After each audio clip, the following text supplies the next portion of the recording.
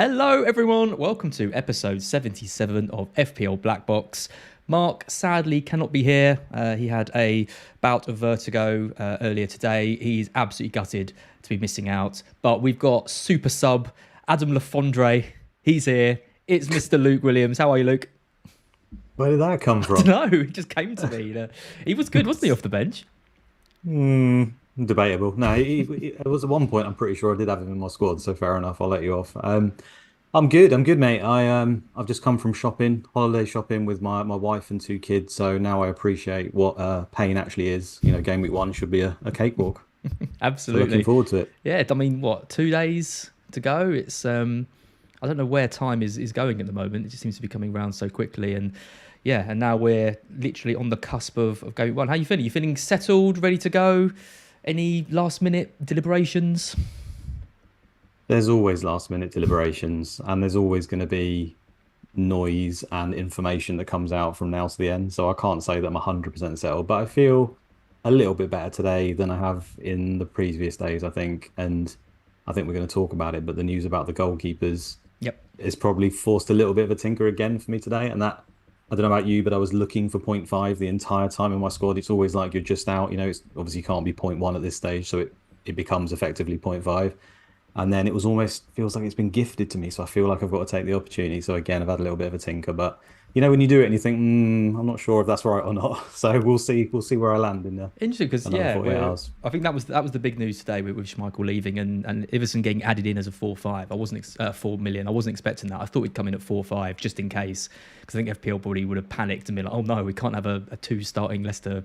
2 goalkeepers at Leicester, both 4 million, but they haven't. They priced him at 4 million. They probably should have added him to the game beforehand, so they haven't tried to correct their mistake or anything. So fair play to them. And yeah, I think it's definitely caused some debate. So we're definitely going to talk about that. We're going to spend quite a lot of time talking about pre-season, looking at the minutes across the different teams. Focal has been absolutely amazing. A great graphic on sort of form and over that period. So we'll look at which players are kind of in the most form coming into this. Of course, we're going to look at our teams, going to look at captains. We've got some predictions as well in terms of the league and fixtures. So yeah, loads of great stuff to talk about. Before we get into that, this episode again is sponsored by NordVPN. Just wanted to say thanks to them for sponsoring this video. And Mark and I are quite selective over the partners and sponsors that we take. And I genuinely really believe strongly in internet security.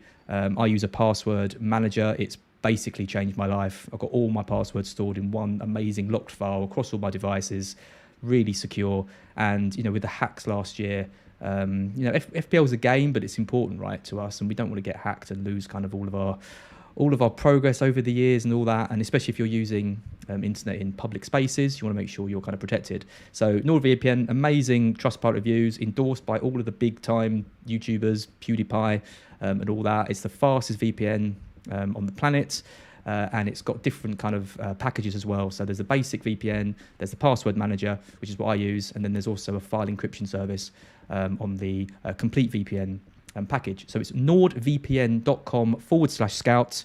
You get 1 month free if you use that link, and you get a 30-day money back guarantee. So if you don't like it at all, you just get in touch with them and they'll give you your money back.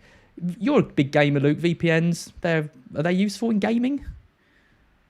Oh, yeah. I mean, absolutely. They're slightly controversial because some people think that it might be cheating, but to be honest, it just makes your life easier. Like if you just want to go to a lobby that, you know, it's like 2 a.m. in another country, you might get a bit of an easier lobby. So they can be useful if you want to rack up those high kill games, which, yeah, I'm not saying I've ever done it, but maybe. That's where all your videos go. I've never thought about that, actually, like seeking out like all the piss people at 2 a.m. in the morning in other countries. It's genius. Yeah, fantastic. Guilty. Yep. So nordvpn.com/scout. You know, these sponsors really help us like do extra stuff with the channel and things. So yeah, give them a look. And as I said, 30-day money back guarantee if you're interested.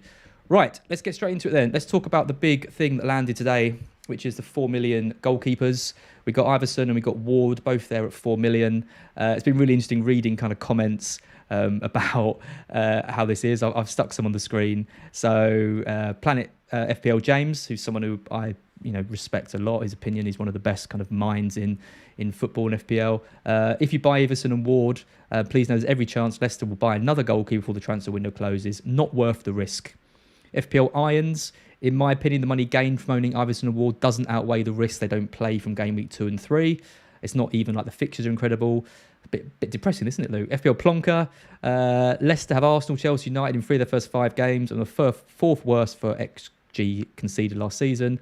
I'd rather pay for a keeper that might actually score points. Negative. You get 8 million for 2 keepers, and people are being negative. What do you make of that? Yeah, I mean, it's not what I wanted to hear. I'll be honest. I mean, they're not wrong. Don't get me wrong, but it is very negative. No, they're not wrong. They're not wrong. I don't know about this whole signing of the goalkeeper. It feels like Leicester are in a bit of a weird situation at the moment where they've had to sell to buy. So yeah, if you're selling Casper, then I suppose you could bring someone in. But then Rodgers goes and talks up Ward. I know we can't fully trust what managers say in this regard, and he's hardly going to say, this guy's terrible. Like we're absolutely screwed if we don't get someone in. He's not going to do that, is he? I'd love it if he did say that. Yeah, I don't know. The appeal that 0.5 can give you and the rest it can do to your team. It's always what you can do with that money elsewhere, right? So I don't doubt for a second that he's probably not going to be as good an option as some of the 4.5s. But when we're playing for such a short time of wild card, maybe around 5 to 8 weeks. You feel like maybe you could risk it, and maybe the points gained with that 0.5 somewhere else in your team could be a trade-off. I don't know. It's definitely tricky, but it's certainly very appealing just to have 8 million in goalkeepers, because historically we've tried to just spend as little as possible there, right? And it's just weird how this has fallen on a season where there's more reason than ever to go for the premium goalkeepers, and then suddenly we're kind of given a gift like, oh, you don't want to do that. You want to go this way. So. Tricky. At the moment, they're both in my team, but that's probably because I just wanted to see what I could do with that 0.5, which I think everyone should probably do just to see what they feel about it. Whether I actually go with it or not is going to be another matter, because those are valid concerns at the end of the day. I do like some of their games, but yeah, if you sat here, I can't really say that Leicester are going to pick up many clean sheets, even though the fixtures are middling. They're a bit all over the place. I wouldn't be overly confident. Certainly wouldn't put them on the same level as, say, a Man City for clean sheets in the first 8 weeks, but then we're talking about 1.5 million for those clean sheets, really. I think the key thing for me was that it's not a 0.5 million saving; it was a million saving, because I believe that Ramsdale was worth the extra, or Sarr, either of them, or even Mendy, over the likes of Sanchez. We've lost Basuma, we've lost Cucurella as well. We're not sure how we're going to line up. Over Raya, that new goalkeeper's come in. They've got both of their first choice defenders out, I think, at the start of the season. I was really struggling to pick a 4.5, million keeper that I liked, and I think if Leicester's if Schmeichel was 4.5 in the game, I think people would be considering him, but he wasn't, right? He was 5 million, unless I've got that wrong. He was 5, wasn't he? Yeah, he was 5. Yeah. So the fact that he was up there meant no one would consider. If he'd been 4.5, I think I might even have gone there, but he's gone now. And I look at Ward, and from what I've seen of Ward, he's a decent goalkeeper. And Rodgers likes him. I mean, I know there's some question marks about Fofana and, about their defence, but I think Leicester are going to be a better team this season. I know they haven't made any signings, so there's a bit of a risk, but I think they're going to be a stronger team. They haven't got Europe to worry about. They've got good players. They've got Justin. They've got Soyuncu. He had a bad season last year, but he's a good defender. They've got Evans as well, if he can stay fit. So I'm all on it. I think it's great. Gianni agrees. Ward and Iverson have been in my team for an hour and hasn't even checked the fixtures. That's exactly how I felt. I was like, 4 million. I don't care. They're in. But the big one, Luke, and the first person I looked at to see what they said was Sam Martin. He the big Leicester fan. Ward, Everson, double up at 8 million. What a time to be alive. I'd be extremely surprised if we went after a new number one. We've got far bigger holes to fill. Now, that's what you want to hear from Sam Martin. Yeah. It's exactly that, because they're struggling for money, and I don't think they've made a signing yet. No, they haven't. You would have thought they would want to use that money somewhere else. Like that's the feeling. I mean, Pereira got injured as well recently, and it could be bad. So now they're back down to Justin and Castagna as fullbacks, pretty much. So they're a bit weak there as well. Talks of Maddison leaving. Yep. It's the whole sort of feel around Leicester at the moment that's the slight worry, isn't it? If Fofana goes, I think that's a massive loss. I think he's a fantastic player. Not sure of there, because apparently he's taken Leicester out of his bio. Someone noticed on Twitter recently. I don't know how much you can read into that, but the fact that the season goes on, the transfer window goes on for 4 weeks into the season, there's definitely concern there. But do I care enough? That's the bottom. Like, do I care enough? Like they say, just sit 8 million in there, sort of hope you can ride it, and at the end of the day, I know you don't get goalkeepers because they make saves, but you would expect that he would make some saves. So hopefully he can pick up the odd point here or there. Um, yeah, I'm kind of edging that way at the moment, I have to say. And yeah, I appreciate it's risky, but we kind of have that wild card fairly early on Mm. to maybe fix it. Now, ideally, I don't want to be using that in game week 2 or 3, but if he can sort of just stay there for 4, 5, 6 weeks, then we'll see where we stand. And I feel like it could be worth it. It's the dream for me because I don't want to put money in goal. I just hate it. And whenever you want point 0.5 or you're a few million short, you always look at your goalkeeper and think, oh, if only I could, move them down if you're paying a bit more. I think it's worth the gamble myself. I'm going for it. I did a poll earlier. Who'll be starting with the 8 million goalkeeper pairing award, Niverson. I was surprised 70% of people said no. So it's only 30% out of the 2,305 that said they were going to go for It's it. scary. I'm surprised by that. I thought it would be more of a split. I thought more people would be heading that way, but clearly people still believe in Ramsdale and in Mendy as well, and then the people who are going for Edison. I think the 4.5 goalkeepers aren't being selected at all really, and yeah, Ramsdale's managed to kind of stay strong. I think the big hope really is just that because they don't have Europe, we like to think that he's not going to mess around as much with the team. He's going to be more settled. It looks like they're going to be playing a back four, and I just think that can only be of a benefit. That they can only really do better than last year, surely. Yeah. I mean that's the hope, anyway. And like I said, there's the odd game. I mean, you could see a clean sheet game week 1 potentially, couldn't you? I think home to Brentford, there's a chance at least. Yeah, I mean, done it to death. You took that poll fairly early. I don't think Kasper Schmeichel had even officially gone at that point, right? So I'll be interested if you run it. No, say, I tomorrow. did this poll 2 hours ago. Well, about two Right, and a half okay. hours ago. After quite soon, quite recently. Okay.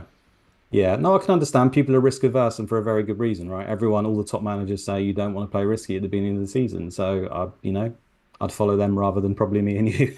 Yeah, I mean, there's some good comments in the chat. I mean, there's a few people mentioning that Leicester paid £12 million for Ward. I remember when they signed him, I thought, oh wow, this is someone who's going to put pressure on Schmeichel. Didn't really happen. Schmeichel finished 4 points behind Ramsdale last season as well. It just shows how close it is between these goalkeepers. The chat's very divided. Some people saying, "Oh, enjoy your -1 points for your 4 million goalkeepers." It could go either way. I think it's a really interesting thing to happen a couple of days before the season. And like you said, I think the people who were looking for that 0.5 or that 1 million, like I was, and I'll show you what I've done with that 1 million later, and everyone will probably hate that as well. But there's a lot you can do with that money. So yeah, interesting one. Right, let's take a look at pre-season. We're going to start with the minutes tracker. This is from the Fantasy Football Scout members area. It is so good, I tell you. It is such a good tool in the members area. If you haven't checked it out, head over there, find the spreadsheet. It basically shows you all the fixtures that all the players have played across each team in the Premier League, how many minutes they played, the total minutes, and the percentage of total minutes that they could have played. So typically, a player who's played a lot of pre-season has played between 60 and 70% of their pre-season games. You probably want to be a bit concerned if players have played under 20%, something like that. Haven't really got the match fitness, and there's quite a few big names. So we'll rattle through these quite quickly. I've just highlighted some players that I kind of found quite interesting, and then we'll talk about the different attacking returns that they've got, courtesy of Focal, like I mentioned. But yeah, 3 from Arsenal here. Tierney, Tomiyasu, both injured. Obviously, played no minutes at all. And Fabio Vieira, which I didn't know at all. He has been training away from the main group. So I've been on these podcasts saying how much a great option I think Odegaard is.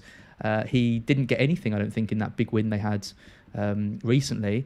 And could that be because Fabio Vieira isn't in the side yet? Is that going to be the thing that kind of unlocks him and makes him a better option?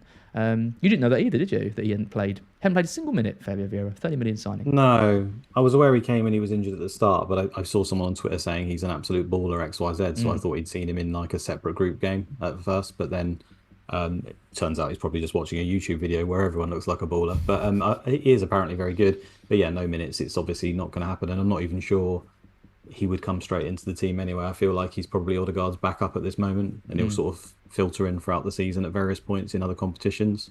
But ultimately, like anything, if he's exceptional, then he can force his way in, right? But at the moment, I don't think that's going to happen for a while. I don't think we need to be worried. Nope. The other key ones here, Emil Smith-Rowe played just 8%, been injured, going to miss game week 1. Martinelli played 59.4%, so people worried about that kind of rotation, particularly early on.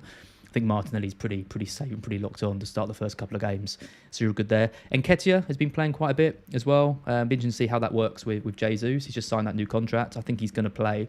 He'll definitely be like an impact sub, if nothing else. And we'll see what that kind of does to Jesus. And we're going to be talking a bit about Jesus in a bit, because he's now the most highly owned player ever in FPL, which I find completely batshit crazy, if I'm being completely honest. Let's take a look at Villa. Just one I wanted to mention here, and that's Leon Bailey, of course, 5 million. He's played 55% of Villa's games. If you're not aware, if you've somehow missed the whole Leon Bailey hype, he is the There's always one, isn't there? There's always one pre-season bandwagon. Last year it was Ben Rama. We've had Amir Zaki in the past. There's always one who, and sometimes they just flop instantly. Other times they absolutely smash it. You've got Bailey, haven't you? So you're bought into that. I don't have Bailey. You don't have Bailey? I thought you'd be all over someone like him.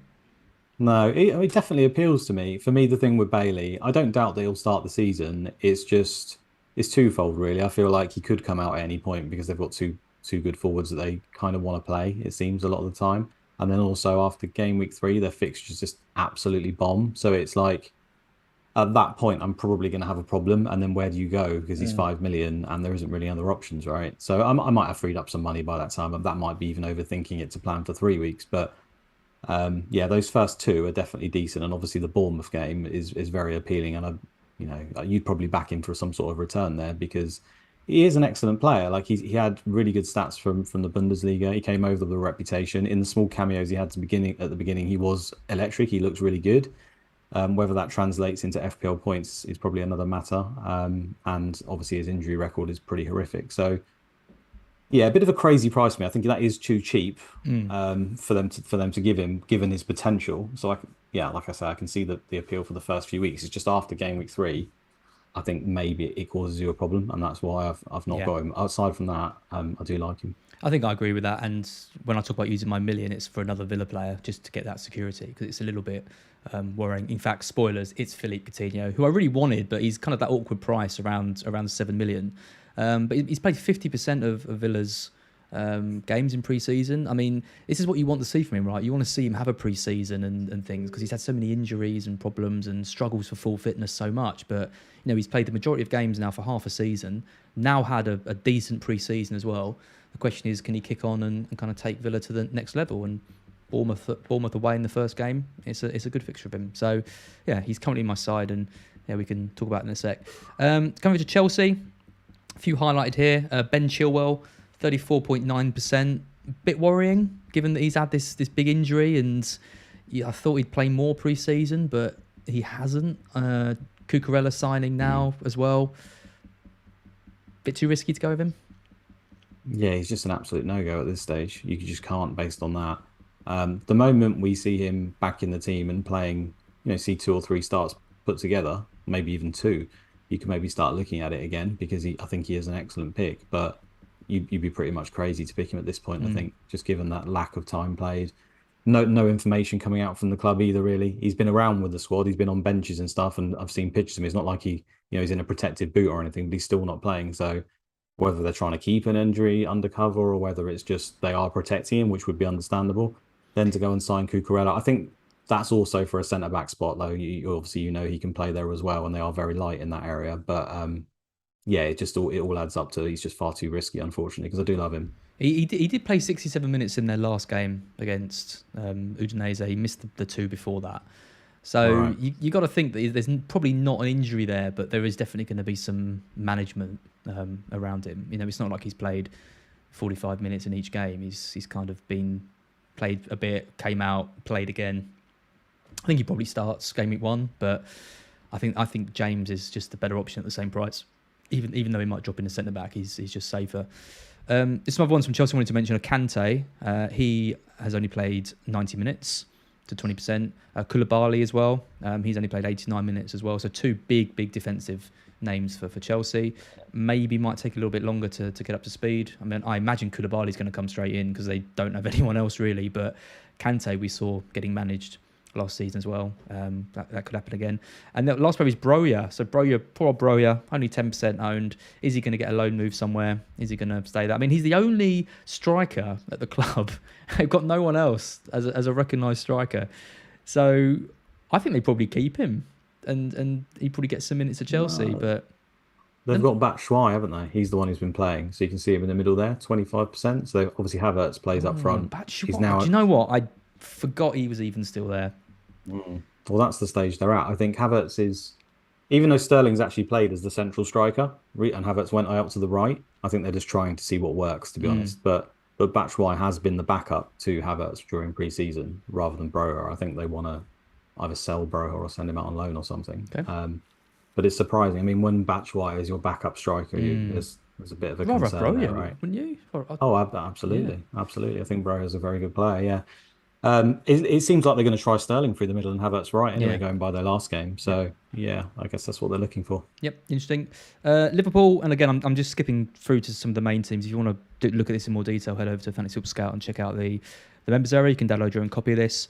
Looking at Liverpool, then, I mean, Darwin Núñez is coming back on the radar.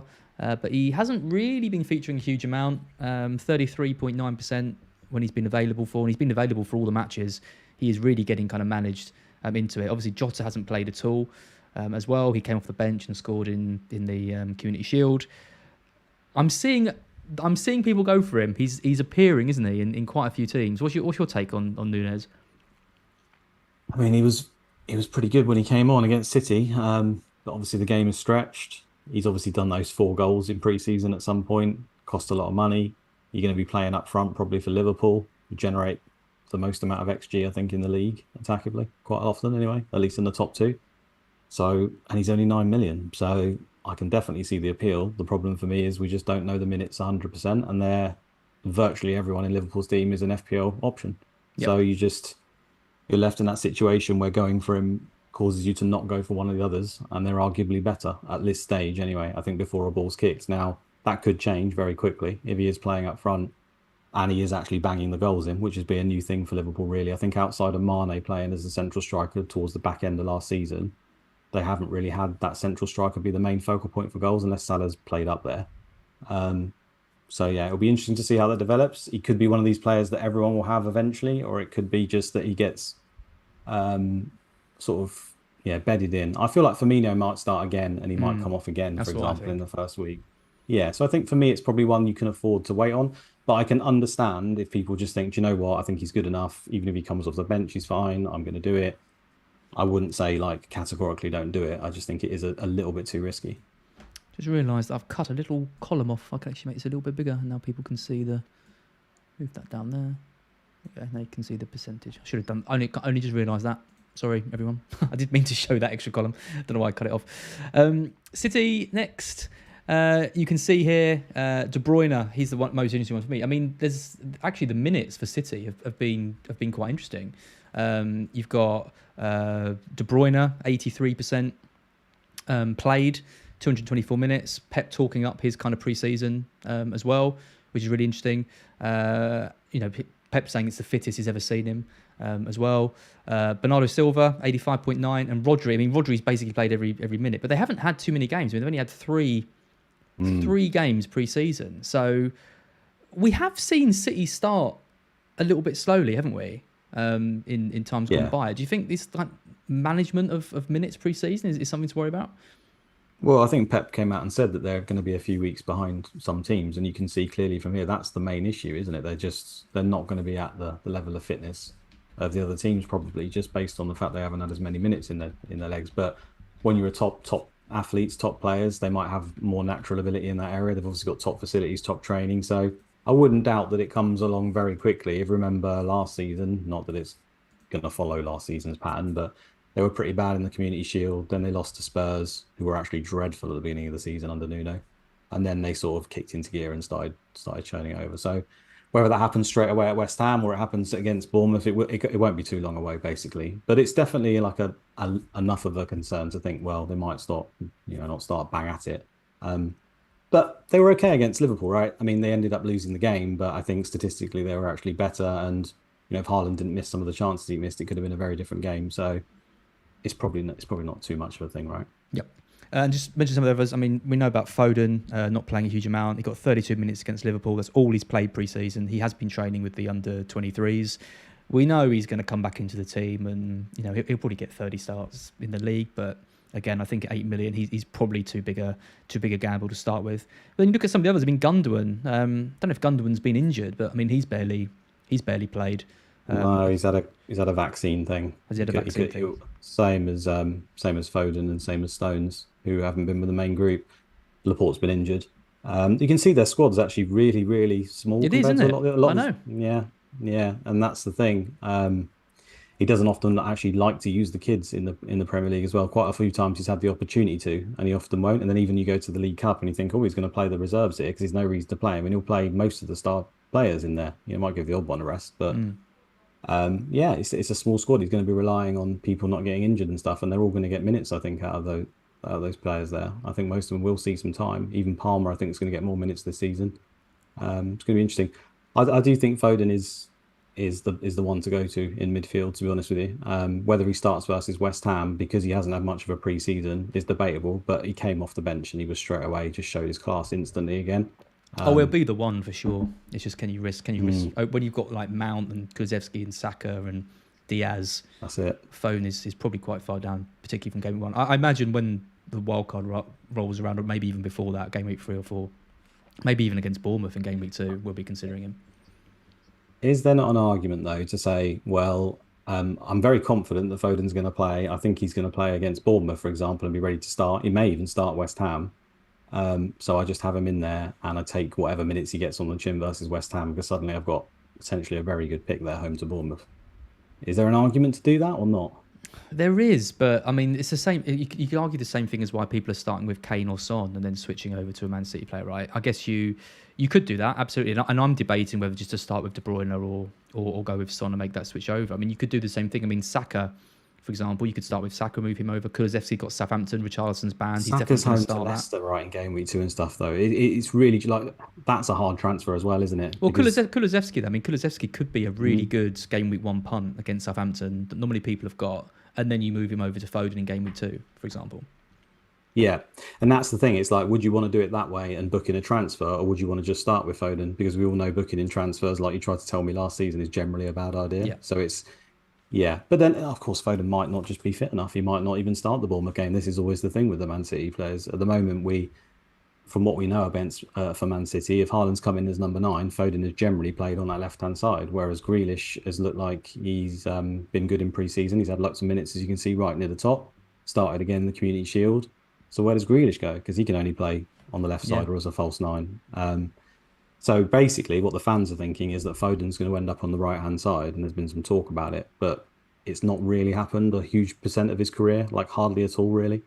He can play there, Pep said, and he has done so, but it's almost a leap of faith at this time if you expect Grealish to play as well. So it's either Grealish drops or Foden plays right side, and both of those seem unlikely, but it's got to be one of them, right? Yep. Unless he's playing in the midfield, which...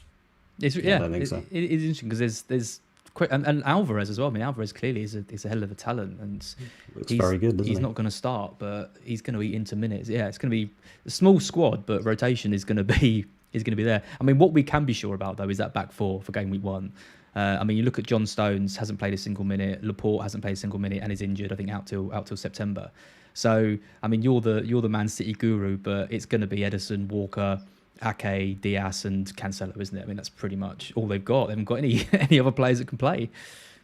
I mean, that was the team. Wilson Esbran played against Bayern, but apart from that, they obviously played that versus Liverpool, and that's what we expected. I think there's, if Stones was suddenly magically fit, there's a chance he could either come in at right back to add more height, or he could come in at centre back and therefore put Ake left back to put Cancelo to the right and drop Walker.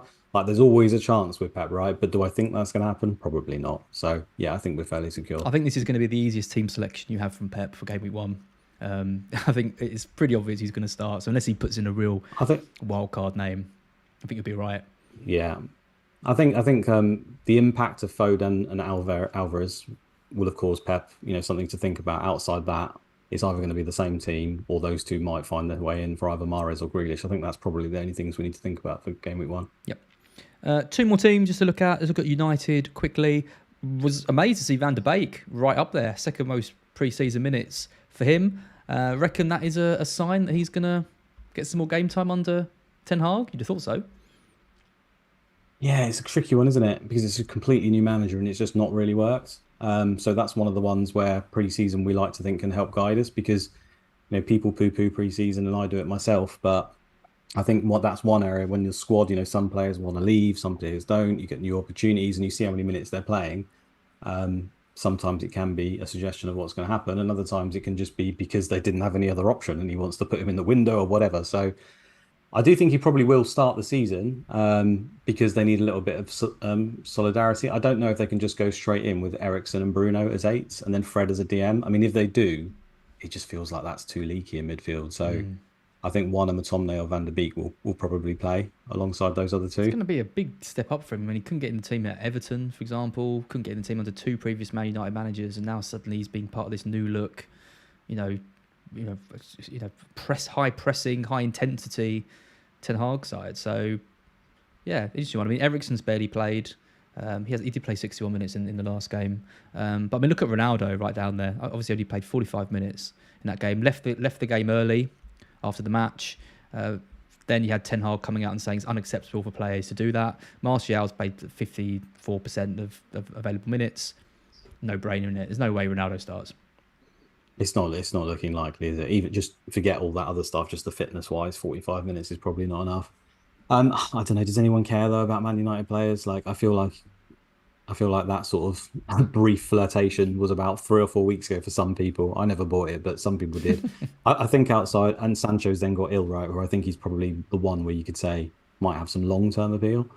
But I think outside that is really Rashford or not Rashford, isn't it? And maybe Dalot. Well, Dalot's played nearly 60% of available time. So people, Wan-Bissaka's at 17%. So Dalot starts. Wan-Bissaka's not going to play. No, there's no way. I mean, Dalot is first choice, a right back for 4.5. I mean, he is someone who I think could be very interesting for people, not going 5 at the back, or maybe even people going 5 at the back who want a kind of an attacking fullback. But he's not a wing back. He's not going to get you the same amount of points as these 5.5, 6 million defenders. But he could be a decent enabler if you need one. Do you know what his expected goal involvement per 90 was last season? I can't imagine it was very good. It was 0.08. Okay. So I keep hearing this attacking fullback. Not quite sure that's true. Well, but obviously it's a new manager. He's been underlapping a bit more in pre-season from what I've seen. I don't know. He certainly puts the ball in a lot. He does. It's just not often particularly accurate, is all. But yeah, I think there's better options than him. But 4.5 again, it's just crazy to think you could get an attacking fullback from Man United for 4.5 million. If you said that a few years ago, and we all jumped on Shaw when he was like 5.5, didn't we? Or was he 5 or 5.5? And now you're getting sort of Dalot for 4.5, and we're turning our nose up. Yeah. Apologies. There's a few people in the chat saying they're struggling to read it.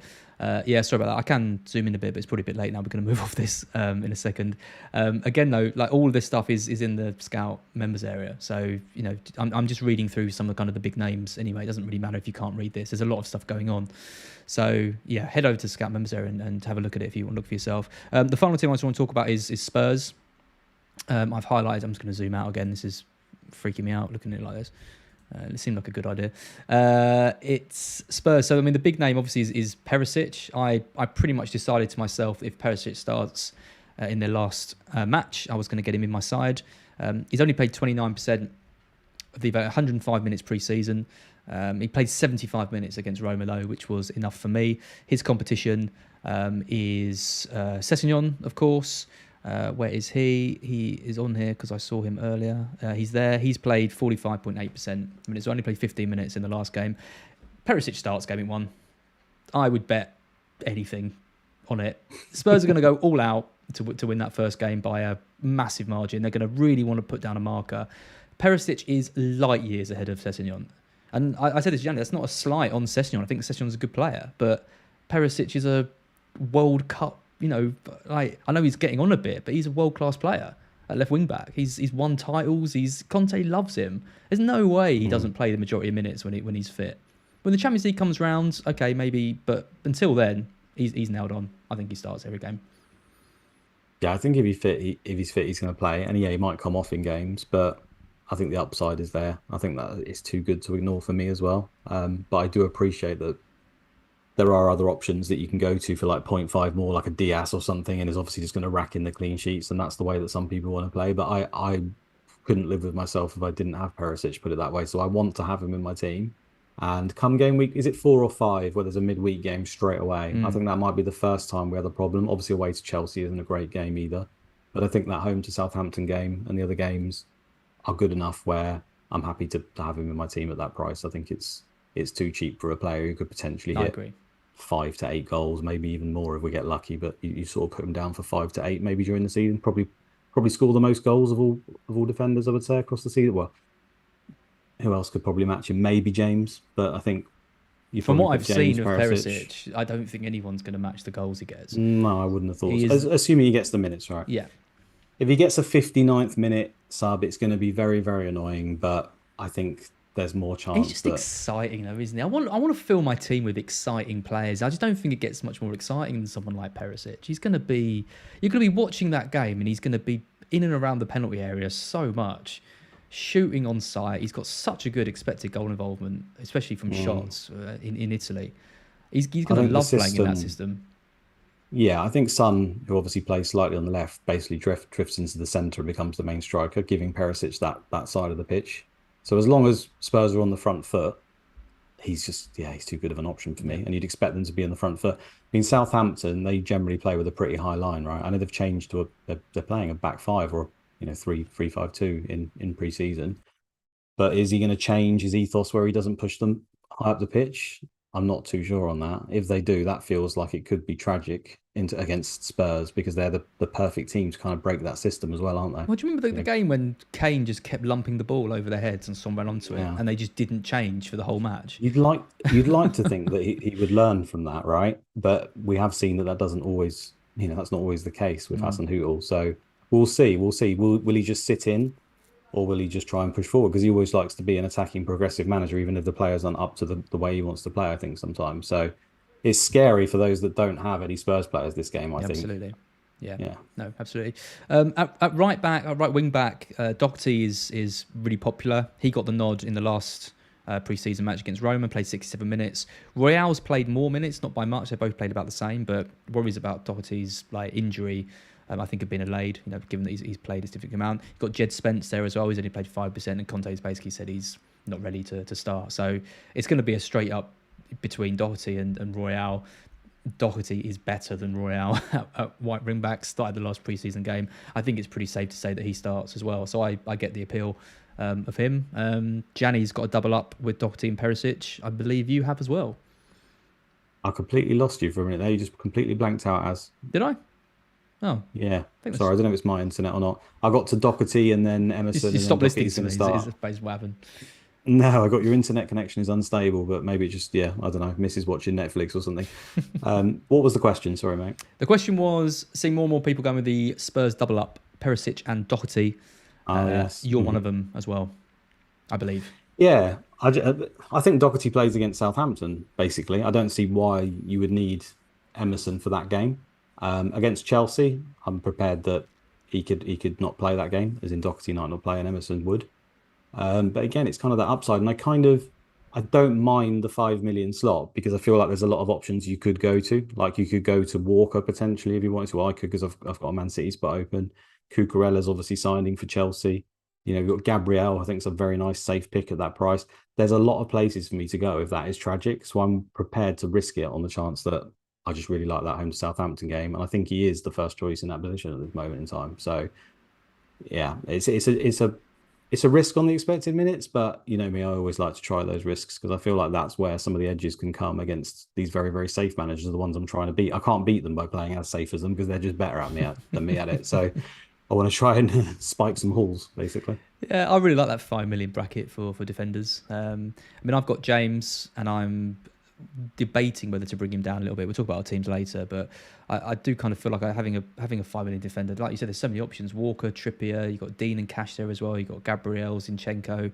It's a really nice price point, the fives. So lots of value there. So yeah, we'll talk about some of those in a bit. That's all the teams I want to cover on this list. Again, if you like this, I'll drop a link in the description as well when this video is over. But over to the Fantasy Football Scout members area, all the teams, all the minutes. You can make your own decisions if you don't agree with some of the stuff that we've saying. A shout as well. Tomorrow I'll be doing a predicted teams lineup with Neil over on the Scout channel as well. So that'll be good to get his thoughts on that because he's the kind of master of predicting lineups and things. So yeah, head over to Scout tomorrow. Not sure what time we're doing that. At some point, some point tomorrow in the afternoon. This is a graphic from Focal at FPL Focal. He's just absolutely smashing it this pre-season. Really kicked on from last year. I love Oscar. He's brilliant, and his graphics are really, really nice. These are the players who've been in the best form over pre-season. Top of the list, it's a certain 74% owned Arsenal striker, 7 goals and an assist for Gabriel Jesus. Absolutely nuts. Almiron next, 6 goals, 2 assists. What do you reckon about him? 5 million. You said there's nowhere to run from Bailey, but Miguel Almiron. I mean, that really highlights why you should take pre-season with a pinch of salt, right? I'm not saying that he couldn't be a decent option, but yeah, I wouldn't expect him to be scoring 6 goals, 2 assists across the season, to be honest with you.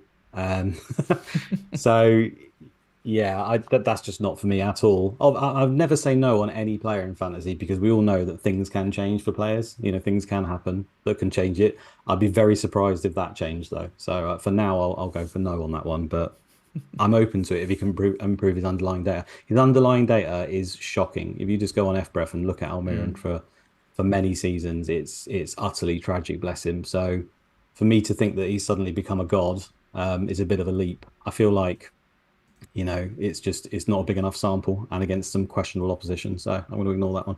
I mean, the third one down is interesting as well. Nketiah with 5 goals, 4 assists. I mentioned him playing quite a lot pre-season as well. I mean, he's in form going into this. Again, he finishes last season as the main striker, signs his new contract, and then suddenly Gabriel Jesus comes in and he's back to being a bench player who's not going to play. It's not going to happen. He's going to see minutes. I think he's going to play on the left wing, though, to begin with, because I think because Smith Rowe's not ready yet, I think what we'll probably see is that Martinelli comes off with 20 minutes to go or something, and we see Nketiah go out on the left. Nketiah, it's not just the form.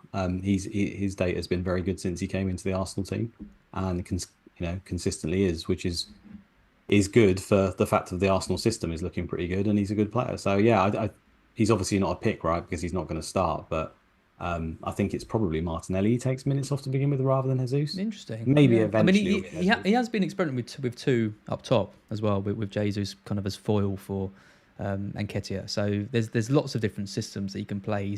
They've had a good transfer window. Arsenal, I think Jesus and Vieira coming in are really good signs. I think Zinchenko's an excellent signing because he can cover a left back when Tierney's injured for the whole season. He can go into midfield as well. I'm expecting quite big things from Arsenal this season, and obviously the fixtures are really nice. Early on. One of the players with the best minutes per return on this list is Zaha. Not seeing him in too many teams. Tricky run for Palace, but 5 goals, 3 assists as well is pretty decent. It's right up there with some of the best. Heading into this season in good form. Any temptation for Zaha? No, it's just the fixtures are just terrible, aren't they? That's the thing. They're just not good enough. There's too many other good options at this point for me. To take that pre-season form and sort of take anything from it. I just think the fixtures are too bad and there's better options. So no, not for me. I'm trying to sell you players like Almiron and Zaha, and you're just not having any of it, are you? I'm really not. No, I'm sorry. Maybe someone out there will, though, and good luck to them. I've got another name for you. Trossard. Oh, I do like Trossard. 3 goals, 1 assist. Yeah, he's a good 3 goals in 1 match. Yeah, all in one game. Was he playing left wing back that game as well? I'm not sure if he was. Yeah. Was he? Okay. Yeah. I really like Trossard. I think he's a very good player. I think that they probably priced him a little bit too much for me. I think they should have made him 6, definitely. 6 or 5.5, and then I'd have been, if he was 5.5, there'd be a whole conversation about whether you have him over Neto, probably. Yeah. The fact that I do think he plays the majority of games. I mean, you'll know better than me, but we all know that Potter could just drop him at random or just play him anywhere on the pitch. So. Yeah. Okay. So he probably plays most of them, but where he's going to play, it doesn't even matter where you're going to play if you generate the data and you're doing the things that we need to do, i.e., get some FPL points. I wouldn't care where he's playing, but I just don't think that he's a good enough option compared to. I mean, Martinelli's like 6 million compared to him straight away, and then even Neto we just talked about, it's got 7 good games or whatever. It's 6 or 7 good games, more nailed. You would have thought in general. I think it's. Yeah, it's not for me, but I do like him. Okay. Final one then, another potential differential. That's what we're trying to do, spot the players in form. What about Rodrigo? 5 goals, 6 million? Again, that's going to be a no. Fixtures are good. I'm really Like I trying kind here, of, Luke. I'm really trying. yeah. Well, have you got any of them in your team? I'll throw I it back have to you. not. No, Oh, no, exactly, no. exactly. No, the fixtures are good, and I think there was a chance he could be on pens, but with Bamford back, I don't think that's going to happen. And at one stage, he did have some pretty good, nice data. There was a period for Leeds that he looked like he could be a player, but other times he's looked like a pub footballer, to be honest with you. So no, I'm not. I'm not interested there. Yep, fair enough. 5 goals though is quite a lot of Well, I'm goals. not. But yeah, Uh, how can you saying I'm negative, Luke? Okay. Well, you stick those in your team, mate, and good luck to you. See what we do. Luke's a changed man. He goes for tried and tested players based analytics now. None of this hype from pre-season. You'd definitely have picked Bailey last year. I can't believe you haven't gone for him. Well, I still might do that one. I think out of all the ones on this list, apart from Jesus, which is a pretty obvious pick, I think Bailey's the first one I get to, which isn't in my team. That I think maybe. Yeah. Yeah. We've got 1,500 people watching live, which is amazing. Thank you all for tuning in. If you would like to like the stream, if you're enjoying it, helps out massively. Make sure you're subscribed to the channel as well. If you're here wondering where Mark is, unfortunately he's ill and couldn't make it. But like I said, we've had Super Sub Luke step in and is doing a great job. I'm sure you'll agree. But yeah, and also check out Luke's new podcast, Inspected Goals, as well. It's really good. Oh, nice. Really, really in depth and analytical. I don't know. There's the actual analytical guys go even beyond that. I can't understand what they're saying half the time in their FPL optimized pods, but we're trying to learn from them and see how we can play and get some consistent play. So yeah, check it out if you want to. That'd be great. Thanks. Excellent. Right, moving on. Let's have a look at just to show this again. I know majority of people know all this stuff, but maybe you're tuning into BlackBox for the first time and it's kind of rehashing a bit of old things. This is the fixture ticker. From Gameweek 1 to 5. We're not going to do a big thing on all the stats of all the players from last season. Mark and I covered that in the episode 2 episodes ago. So if you want to look back on old stats, check that episode back out. For now, we won't focus on that, which should shorten the time of this podcast. We should get under 2 hours. Haven't you got a guy from the Philippines in your house? One of your mates, right? He was just downstairs. You're doing this instead of spending time with him. That sounded really, really It ropey. does, doesn't Yeah, it? it's my schoolmate who lives in the Philippines. Of He's come course, back for 3 months. yeah. He's letting me sit up here and do this. I literally had to step in at last minute for Mark. So Mark, my friend, he doesn't like you basically. God, man, So, yeah. from the Philippines, that does sound bad. You're right. So anyone looking at players to target, you've got the pre-season data, you've got last season's like stats, you've got the fixture. We've got everything we need to make our teams. So there's no excuses now. The teams with the best fixtures over the first 5 before we head into kind of wildcard territory. You've got Arsenal right at the top of the list. Palace away, tricky game. Leicester at home. Not sure what we're going to get there. But then you've got Bournemouth and Fulham. Great games in 3 and 4. And then Villa in 5. Man City, whenever you see Man City at the top of one of these tickers, you've got to pay attention. I mean, West Ham away, Newcastle away in Gameweek 3, and then 3 home games against Bournemouth, Palace and Forest. Bournemouth and Forest in Game Weeks 2 and 5. You've got to have a plan to get a City attacker in for those 2 matches. Liverpool on here as well. Fulham, Palace, United, Bournemouth, Newcastle. Brilliant fixtures for them. United red. Who knows what we're going to get when Liverpool play United? They absolutely destroyed them lately. And then right down the bottom, the teams you want to avoid: Bournemouth, Palace, Southampton, Forest. Probably not going near many of their players anyway. It's enough to put you off Zaha, for example, or someone like Dominic Solanke. So, yep, someone like Spurs, mid-table. So United and Leicester. But yeah, there's clear teams that you can target. Arsenal, City, Liverpool, Chelsea are doing high up as well. And then some of the fodder, Villa and Leeds. Fodder? That seems a bit harsh. You know what I mean. Right, let's take a look at ownership. So Mark and I looked at ownership across the board 2 weeks ago. I thought it'd be interesting to see how things change over that period. It's an interesting one, ownership this season, because I've been talking about this on a few different pods. There's definitely a more engaged community this season than I've ever seen before, right? I mean, Leon Bailey, sort of over 10% ownership. I mean, the majority of people would never have heard of Leon Bailey before. He would be like 0.5% owned.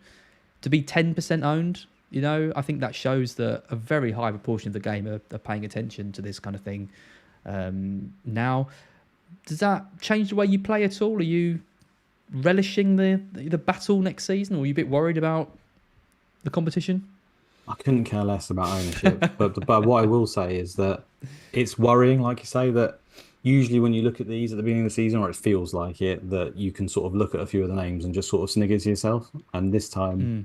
it doesn't look as easy. Like most of the time, the players that they've picked are right near the top. I think Mendy, Allison, Edison, Sanchez, Ramsdale are all top options, and there's Ward as well. They are really good options. Raya as well is obviously good. Gazaniga's on benches, so we're not considering that, but. Yeah, there's not enough like SARS in there or random people like Pickford or that Mm. I'd feel a lot happier about. It does look like people seem to know what they're doing, or is it because they launched the game so early these days and then obviously all the hardcores go straight in and they pick all their favorite players and then everyone else joins and they go, oh, that guy's quite high. He must be good. I'll get him. I don't know. I don't know if that's the procedure people go through, but Could be. I hadn't thought yeah, about that. Yeah. it's slightly worrying that they're just good. I mean, it's interesting though, like someone like Ward, though, for example. I mean, Ward has gone from not even an option. He was, less than 3% owned 2 weeks ago, and now he's 11.4% owned. So, the news only broke today, and already we've seen, 10, 11% of managers move for him. I mean, that's probably going to increase to about. I imagine that's going to be 25% ownership for Ward because he's going to be the obvious 4 million goalkeeper of choice. So, again, that just shows, doesn't it, that it's not just high ownership players that people are picking. It's these low ones that are increased as soon as they become an option. There's a lot of people moving for them. Yeah, interesting. All I'd Ray say has is you dropped just a bit as well. Again, I think as people just think he's less of an option. It was. All I'd say is just don't sit there and just not pick a player because everyone else has got him. I see that happen in some, like I'm in some group chats for like work leads and stuff, and they're like, I'm not going to pick him. He's too mainstream. Everyone's got him. That's a phrase I literally saw today. That is not a reason not to pick a player, is it? He's too mainstream. He's probably mainstream for a reason. Yeah. You probably need to consider it. Yeah, because like I say, the crowd in general, the hive mind here looks pretty damn on point, which is kind of frustrating. But you can't let that get to you because it's about a combination of players, we're talking 38 weeks. All right, that's going to change drastically throughout the season. Yep. Defenders. Looking at some of these, James has been shedding owners, gone from 44% to 39%. So is Perisic as well, down from 36% to 29%. Getting people worried about Chelsea's defence and worried about Perisic's lack of minutes. Again, shows that kind of engagement with pre-season and kind of what's been going on. Neco Williams rising 27% in nearly 30% of teams. And Zinchenko as well, another player, wasn't even mentioned 2 weeks ago. Now he's signed for Arsenal. Now he's in nearly 15% of sides. So not seeing Zinchenko in too many of the Twitter template, but he is featuring in quite a high volume of sides. Yeah, that one's a classic one, I think, where he's obviously a pretty Big good signing. player. Yeah. He's a big signing. He's going to start people. He is quite cheap, and yeah, he's a big enough name where people would have just thought, "I'll put him in," and Arsenal got good fixtures. I understand that, and I don't think he's a terrible option, but he's I wouldn't say he's one of the very best options, but he could be, right. He could end up being a decent option. So that one's not terrible to me at all. No. I think basically you have to get down to Vestergaard where people are just assuming he's going to be a 4.0 that might play. I don't think that is before you start sort of worrying a bit. But even then, aside from him, like who else on that list would you just like be totally unhappy to have in your team? Maybe Koulibaly, and Mings. I don't think is probably going to start the season. The rest of them are all good, right? It's Every a good single list. one of those. Yeah. They're all decent picks. Yeah, absolutely. And like I think no United players, right? Because normally United are so overrepresented by people who play FPL. Normally you'd see, and to be fair, they've been good in previous seasons.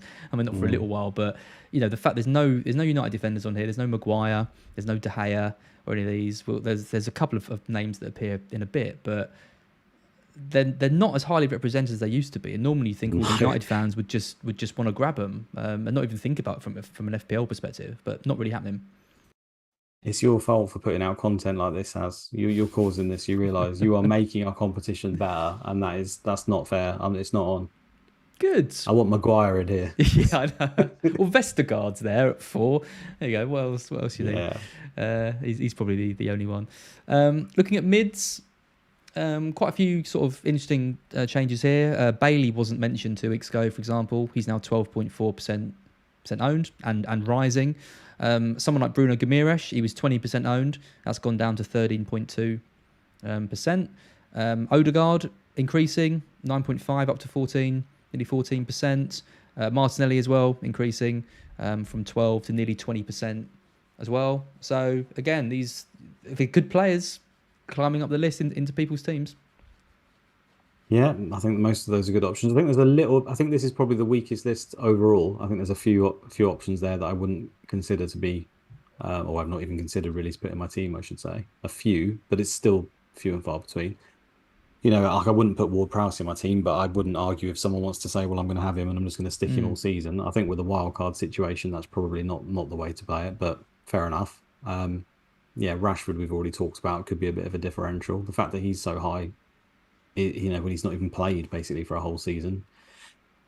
Part of this is the pricing, though. I think for the game, there's just too many players that have been given to a lower price, and therefore they just suddenly find their ways into team because of what the potential is. Anyway, I have been mocking Rashford, but he is a player who, if he was to start every game on the left wing, could hit 10 to 15 goals, and that's just too cheap for a player who could maybe do that. So it's more the pricing, I think, that has forced a lot of these situations this year.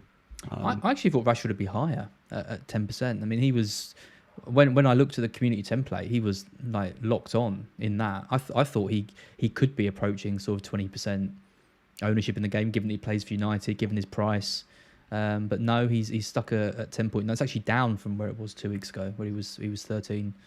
I mean, even Bowen being at 7.8, he's obviously a very good pick, I think, and he was very good last season. But that just shows you that people are actually aware of fixtures and stuff as well, right? Because they've not put Bowen in because he plays Man City. I think a lot of people would, in the past, just looked at who scored a load of points and put the people who scored a load of points last season straight in the team.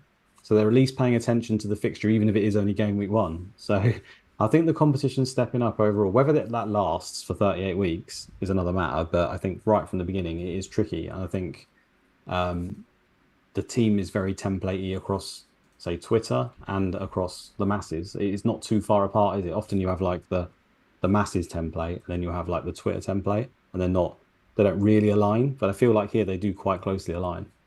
Brighton have just released a statement saying, contrary to inaccurate reports from numerous media outlets this evening, no agreement has been reached with any club to sell Cucurella.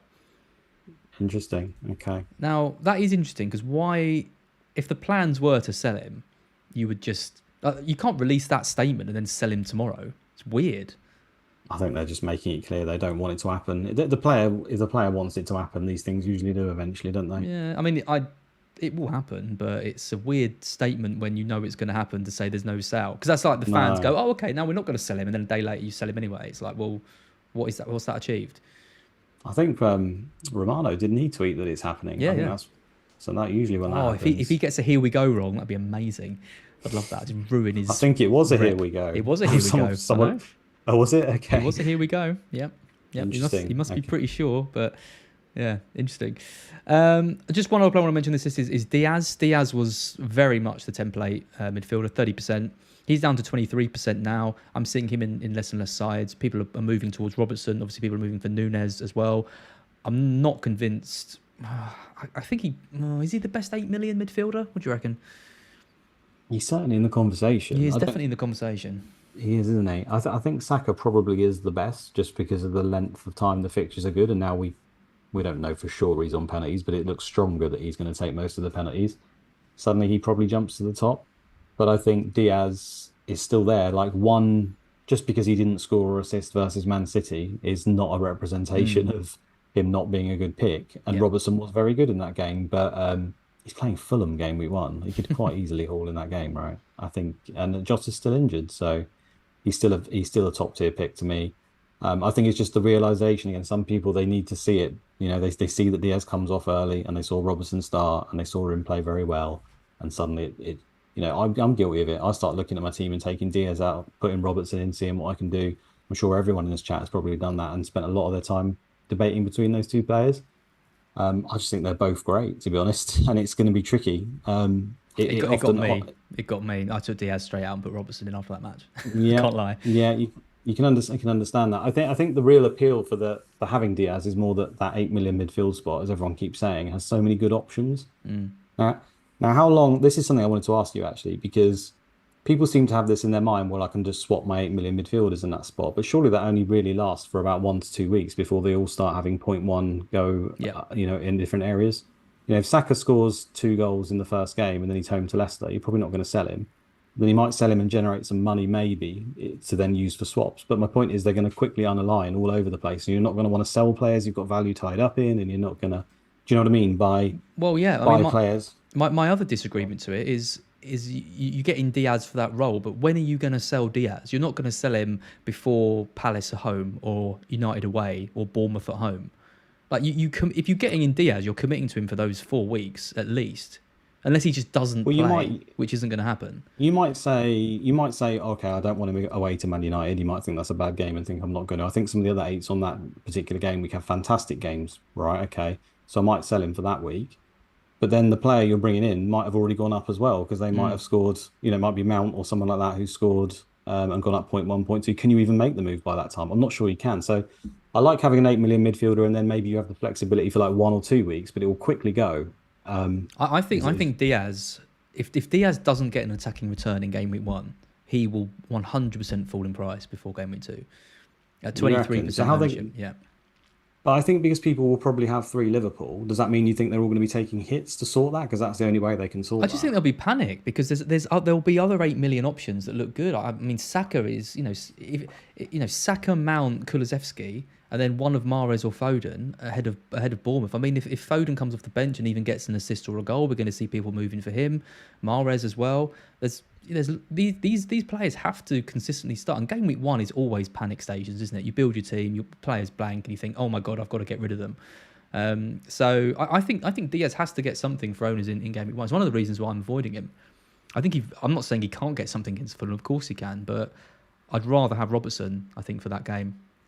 I just think there's less chance of him dropping in price, and even if he did, it wouldn't really matter. But like you say, if your 8 million midfielder drops in price, then you're in the 7.5 bracket. I think in direct comparison, the fact that Robertson's 1 million less and is probably likely to play more minutes than Diaz across the season and has a history of hitting like up to 200 points, he is the better pick.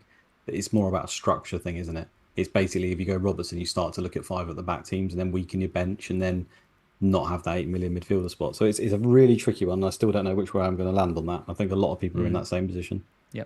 What do you think of Coutinho? I mean, Coutinho is highly owned, 18%, pushing 20% ownership. I'm really surprised by that because I hadn't looked at this ownership list, and I'd kind of made my mind up that I really wanted him because I think he's, the Aston Villa attacker that I want more than Watkins or Bailey or any of them, and he's got that Bournemouth game which I want to target.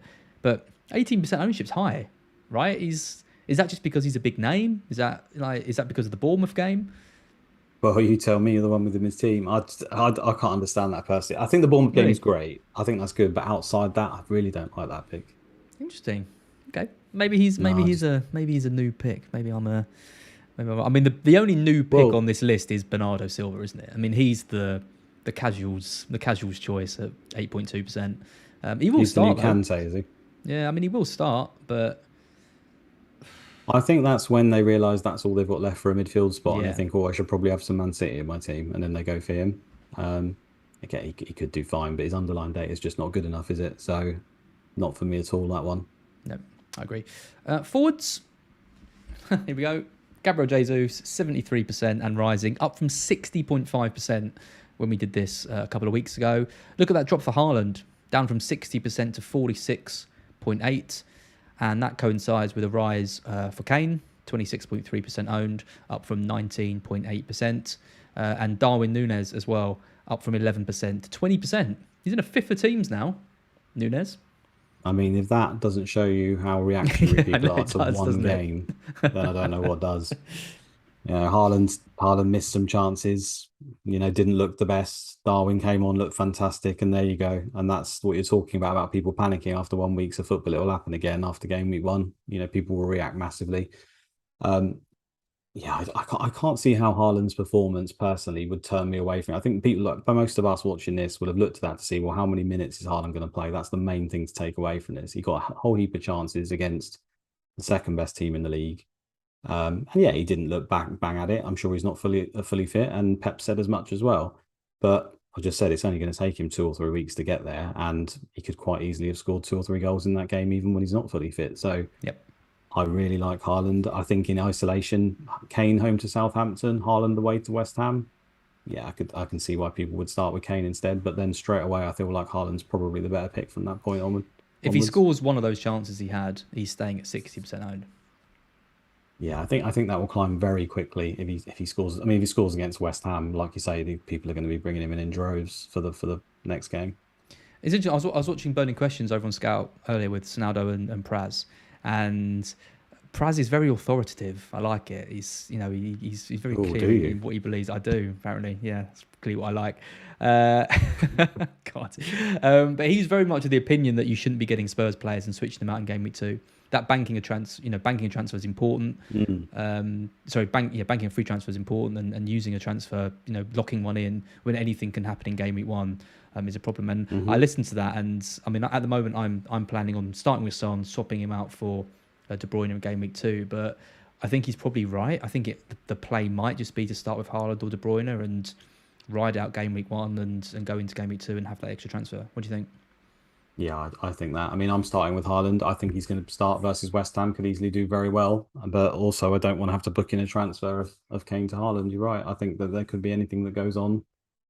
Ideally, you want to try and save if everything goes fine. I remember last season, I think the template smashed it from the off, and most of us saved 2 free transfers in the first 2 weeks because it was that good. And I would love for that to happen again. I don't think it will, but I'd love for that to happen again. And I think if you can save 2 free transfers there at the very beginning, then that's the ideal scenario, right? And that's what I hope will happen. Yeah. So. Yeah. It's always just chasing that high, isn't it? Chasing that ceiling. Like if you look at Spurs versus Southampton versus City versus West Ham in isolation, you want to try and hit that big score. Absolutely. How many times throughout the time of playing this, if you've done a wild card, right? So the equivalent of what we're doing now, and had a player in for that 1 week that you said you were going to transfer out the next week, and it actually work. It just never happens, does it? And then suddenly you're taking a -4 or a -8 straight after a wild card. Like that happens a lot. So no. Well, I mean, Praz makes a great point as well. In that, if you start with Kane, for example, and he gets 2 goals against Southampton, and Haaland gets nothing, are you still going to make that switch in game week 2? It becomes a big decision. I mean, I would, but people wouldn't. Yeah, exactly. No. Yeah. I mean, obviously, you want to kind of chase. The idea is to chase the upside, but I can see why people would get cold feet if say Haaland plays 60 minutes, 60, 70 minutes, doesn't look that good, and Kane looks absolutely incredible. Then suddenly you're having decisions to make. Yeah, I'm leaning towards. Starting with the Man City player. It's Man City at the end of the day as well, isn't it? I know we've talked about a lack of pre-season and things, but they're quite a good side. Yeah, they're not bad. They're not bad. Just look at some of these other forwards. I mean, there's 4 forwards that people are looking at. Jesus, Haaland, Kane and Nunes, that's it. Mitrovic is the next highest, probably started with 7% ownership. Martial's around 7%. 20 teams in the league, 4 strikers that people are considering. Tony, Vardy, Antonio, Havertz, Ronaldo at 4% ownership.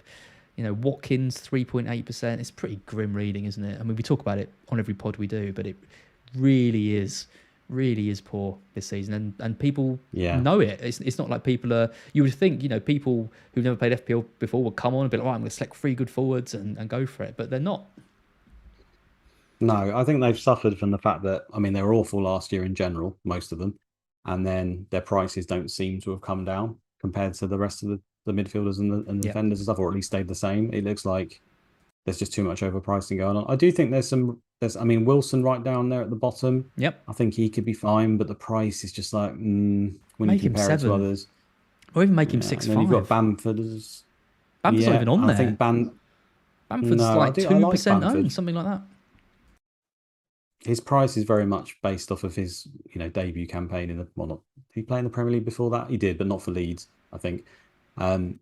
It's very much seems to be based off that. They've got great games. He's on penalties, he's up front. I know it's a different manager now. It's not Bielsa, but he looks like he could be a reasonable option. But it just doesn't seem any reason to risk that, does it? When you look at the other players you can get in different positions. So again, I think people are smart. I think Mitrovic is one I just really want in my team, but the fixtures are just probably not good enough to actually go there. But people seem to know what they're doing. A lot of them are going to have a dud 4.5 on the bench, right? Which is annoying. It will be interesting if the forwards do start strongly in the first couple of weeks. I mean, Watkins has got Bournemouth, for example. Havertz, depending on where he's playing, could be an option. If Vardy starts strongly against Brentford, if Wilson scores, we might, if there's a couple of games with like 4 or 5 strikers starting strongly. We've lost Calvert-Lewin.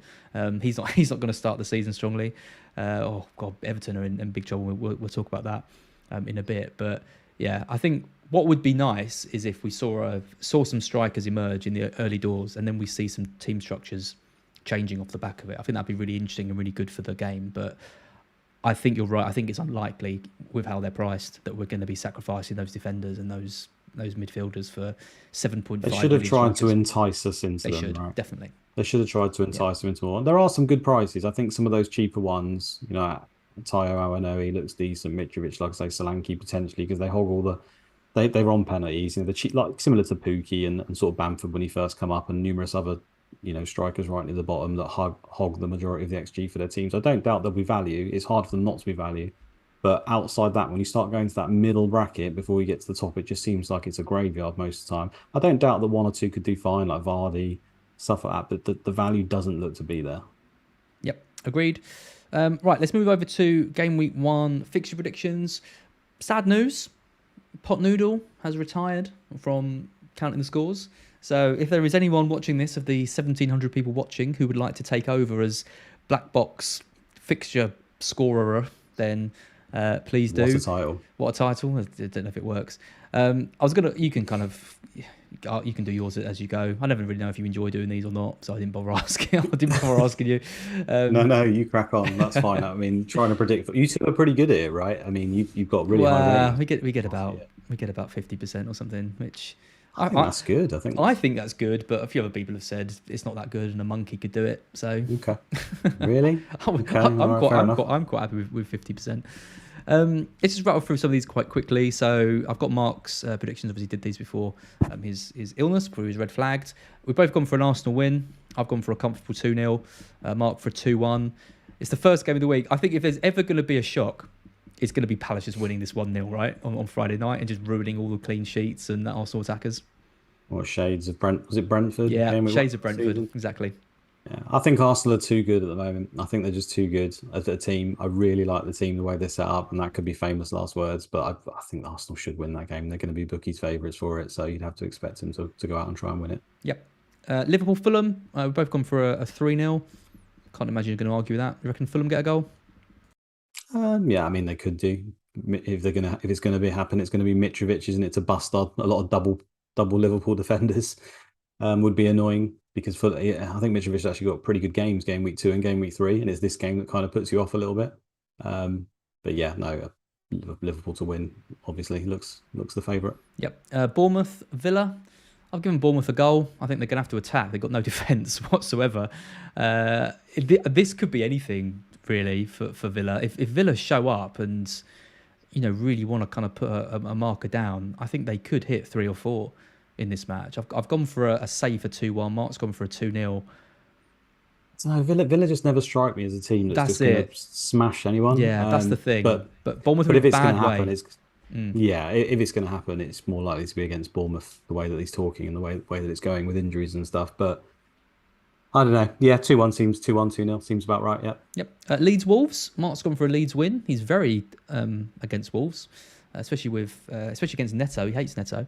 I've gone for a 1-1. I think it's two pretty evenly matched teams at the moment. I'm not really big on Leeds. I'm not really big on Wolves either. They'll probably just cancel themselves out. I like Neto though as an option. I'm still backing him playing up front. You're a big fan of his anyway, aren't you? I think he's a great player. Yeah, I don't really see where that's come from. The hate for Neto. It's just 5.5 million. It's a lovely price for a player who he was very, very good before his injury. He takes a lot of set pieces. His underlying data is decent. What more do you want for 5.5? I get that Wolves are generally terrible and they don't score a lot of goals, but it's kind of like the clear talisman for their team. And the fixtures are so good.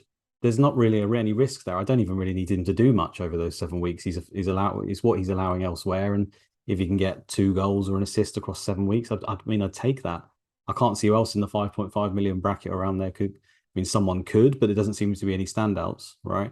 And I've already mentioned the problem with Bailey after maybe game week 3. So I'm happy with that. I'm fine with that.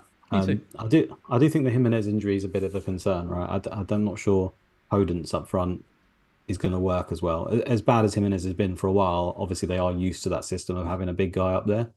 So that's a bit in question for me. But yeah, Leeds were a tricky one to work out, right? We only had sort of the back end of last season under the new manager where they're almost going to get relegated. So is that the best data to actually take? And obviously they had their players out injured as well. So they're a bit of a surprise package. They made a lot of different signings. So it's a really tricky game to read, that one. Yeah, I think you can play around with that 5.5. I don't think Neto's going to be like, get crazy scores, but I'm expecting him to kind of tick over nicely. A few people mentioning Aronson, Yeah, he could be one, right? for example. You've got Yeah. Bailey there at 5 as well. If you've got a little bit more, I mean, Martinelli probably is the standout given this injury to Smith Rowe. If you can find that extra 0.5, and that might be the difference for some people with these goalkeepers, right? If you need that 0.5, chop one of them down to Ward, put Neto up to Martinelli, might be something that is proven quite popular. Newcastle Forest, Mark gone for a 2-1. Newcastle, I just don't think Forest have got a chance in this game. I think they've got a whole new team. They've made about 300 signings. Newcastle have bought pretty shrewdly. They're so strong at home. But there's no way Forest are going to get anything from this. Surely not.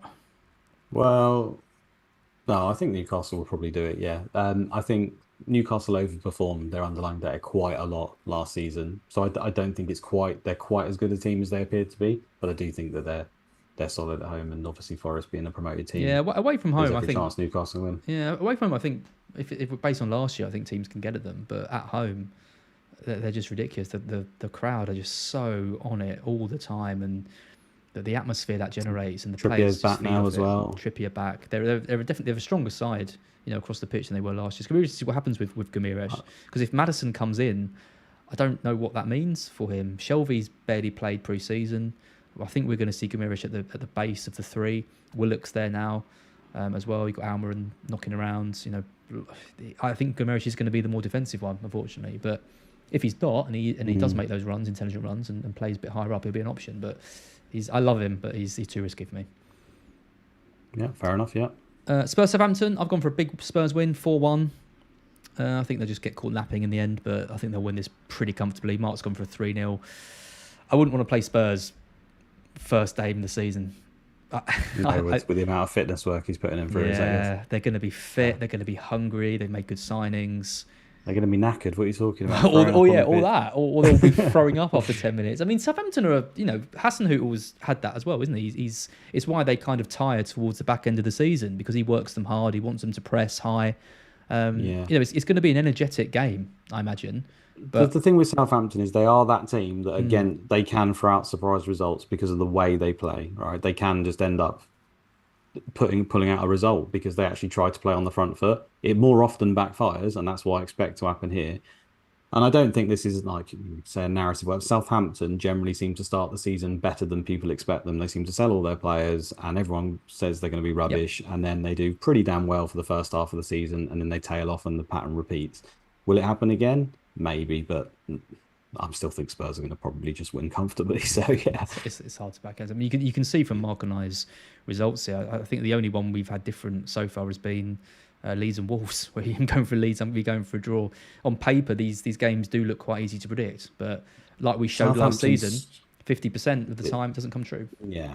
It's a high. Your favourite word. It's a high variance game, football, isn't it? Variance game, absolutely. Southampton's 11 on paper, though. It worries me. It does worry me.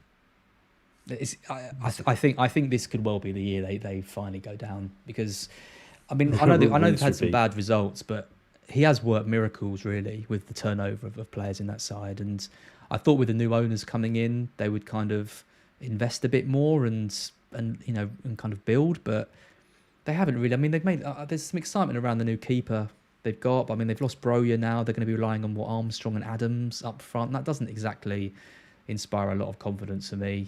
Ward-Prowse is kind of the main man. I look around the rest of the side. Livramento's still out. Walker-Peters is a good player, but yeah, I don't know. It's just when they're at that base level and you throw in one or two injuries, it's like straight away. Absolutely. I mean, that's the worry, isn't it?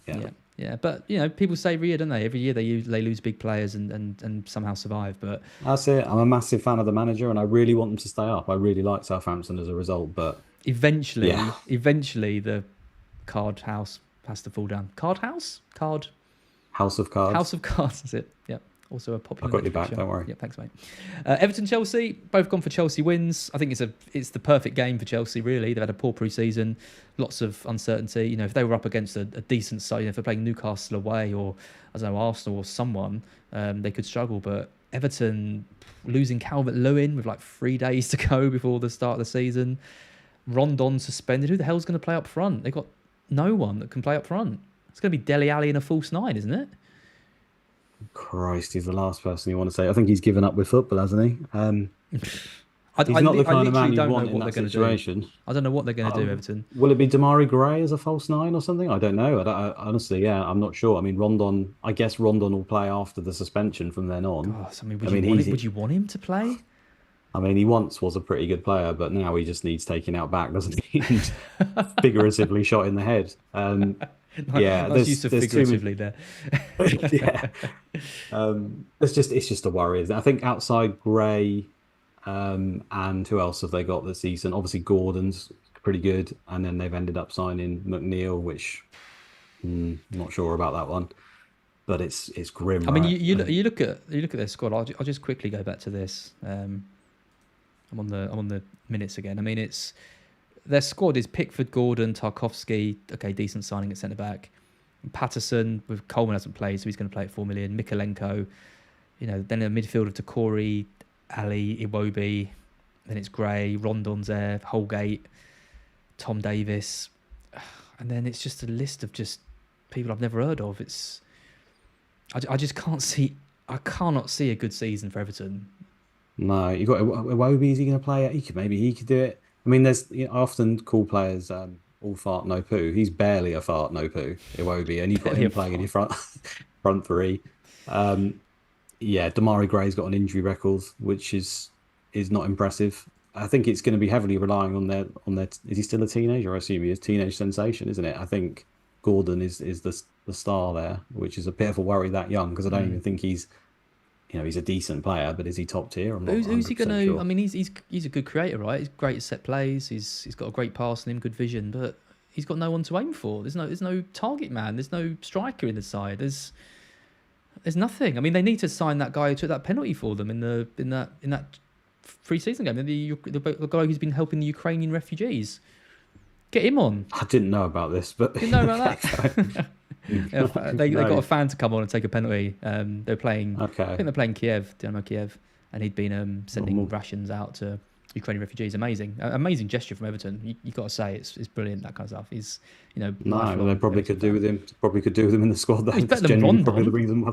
He's a big guy, big belly, but at least he's got a bit of presence. Rondon's lost all that after his diet. Certainly more presence than Sigurdsson, anyway. Yes.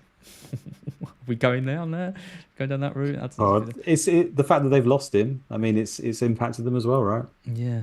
What actually happened? Let's not get into that. For good reasons, I want to add that they've lost him. I just want to make that clear. Yes. Yeah. Yeah. That's very. And people are saying in the chat he's signed, isn't he, for the club? Sigurdsson. Has he? I think he has. Yeah. I didn't know. Yeah. Jesus, I didn't know that. People are saying in the chat people are going to be surprised by Dele Alli again. I feel like I've heard that for about 7 years now. Maybe eventually, but. Would you bet your house on Dele Alli? I don't want to write him off because I like him. He's given FPL managers great memories over the years when he was in form. I mean, he was in team of the season, wasn't he? 1 year, did he get 200 points or close on 200 points? I mean, his goal against Palace is still his goal against Palace is still one of the best goals I've ever seen in terms of technique, kicking over that player's head and volleying it in. I really rate him, and it's sad really to see what's happening. I just think the drive's gone, isn't it? The motivation, and kind of thought Everton would give him that kick again, but I haven't seen it yet. It's also just the use of that style of player in modern football. There's nowhere really for him. Do you know what I mean? Like a number 10 who ghosts off of the Harry Kane and goes behind the lines. What use is that to Everton? Now he's just a ghost. Forget the ghosting. He just doesn't appear on the pitch. He loses the ball all over the place. It could change. He's got some talent in there, but that was his talent. And who wants to make use of that talent? It's very tricky to find a place for those kind of players now. Yeah, I mean, I guess you try and use him in a kind of Odegaard type role, right? In a 10 or an 8, and in a pivot with someone like him and Decore potentially could form a decent partnership. But he hasn't got. He just loses the ball too often. Exactly, he hasn't got the defensive acumen to really do that, and he hasn't. Yeah. Anyway, we talk about Dele Alli for a whole podcast, I think. Leicester Brentford. I've gone for a Leicester win, 2-0. Mark's gone for a 1-1. it's a tricky game to call. I think Brentford have got injuries at the back. Leicester obviously haven't signed anyone, but I'm not as anti-Leicester as a lot of people seem to be. I still think they've got a good side with players coming back to fitness. You know, with Barnes, Maddison, if they can keep him, Vardy, I know Tielemans hasn't really played pre-season. He wants out, I think. But if they can get him back on board, Dewsbury Hall looks good. I think he's a good player. And I think their defence is all right. I mean, you know, Schmeichel is a great goalkeeper, but he didn't have a particularly good season last year. He's getting on a bit in age. And I do genuinely think Ward is a good goalkeeper. So I don't think losing him's a big deal. He's on big money for them. I think they'll be all right, Leicester. I think that, you know, they'll get in the top 8. I think their 11 man-to-man is good, like you said. I mean, Fofana and Evans is not a bad centre-half partnership. Justin's quality. I really rate James Justin. I mean, the set pieces have just been shocking, haven't they, for them for ages now? They just can't do anything about it. So that's a worry when you lose your goalkeeper, even though it wasn't good. Is this one just going to come in and help them? It could be even worse, potentially. But there's also quite a lot of variance, I think, in set pieces. At the end of the day, you will have some teams that will do very well from them one year and then suddenly not be so great the next. I think that the top level teams are still working out how to coach set pieces at the top level, like where it's consistent. Because at the end of the day, someone is whipping that ball in with a lot of pace, and if you've got like someone who can do that pretty well, it's incredibly hard to stop that. You know, just being if they can land it in the right area, you know what I'm saying. It's hard to. One year they'll 6 or 7 will fly, and one might. So maybe they get a little bit luckier and don't concede quite as many just off the back of luck. But yeah, the 11 seem decent, and I do like some of the home games and the No Europe. So I'm hopeful that it can't be as bad as last year, but you never know. No, right? I'll tell you what though, they'll be gutted that the transfer window has been pushed back. You know, because it was last season, wasn't it, when it ended before the other leagues. But you look at I mean you look at all the players that teams other clubs are looking at. I mean, Fofana's being linked with a move away. Tielemans, Maddison, That would be tragic. Vardy, Schmeichel's gone. You know, this is a lot of half the bloody first team are being touted with moves away, and it's got to be turning some heads, because if they're not signing players and the ambition or the money isn't there from the owners, and they're not in Europe, you know, these are top quality players. So that front line, right, of Vardy, Maddison, Barnes, and then Dewsbury Hall in midfield with Tielemans or Ndidi, like, it is good. It's a top 6. Top 6 side. You feel like they could still score goals, right? Yep. So that's always the hope. Maybe they're just going to carry on scoring goals and leaking goals, which can be useful for FPL. So still could be some options. I mean, Vardy nearly always starts the seasons really well and then tails off. It's just a constant pattern. You know, whether that's just luck or not. I mean, when you look at his age, it kind of makes sense when he gets all that time to prepare for a season, and then eventually it catches up with him, gets injured, and he never usually gets it back. But I think Vardy scored. I think if someone was to look into this, Vardy has scored game week 1 a lot. Yeah, it's been a lot. He's always overlooked. Always overlooked. I mean, we saw the list of forwards. He's 5% owned. Simon March did an article for Scout. He's starting with him. Okay, all right. Yep, starting with him over Haaland and Kane. Backing him against Brentford. And he's won FPL, so you cannot question Simon March in any capacity. No one can. So interesting. 5% owned, good differential. 2 more to go through. United Brighton. I've gone for a Brighton win.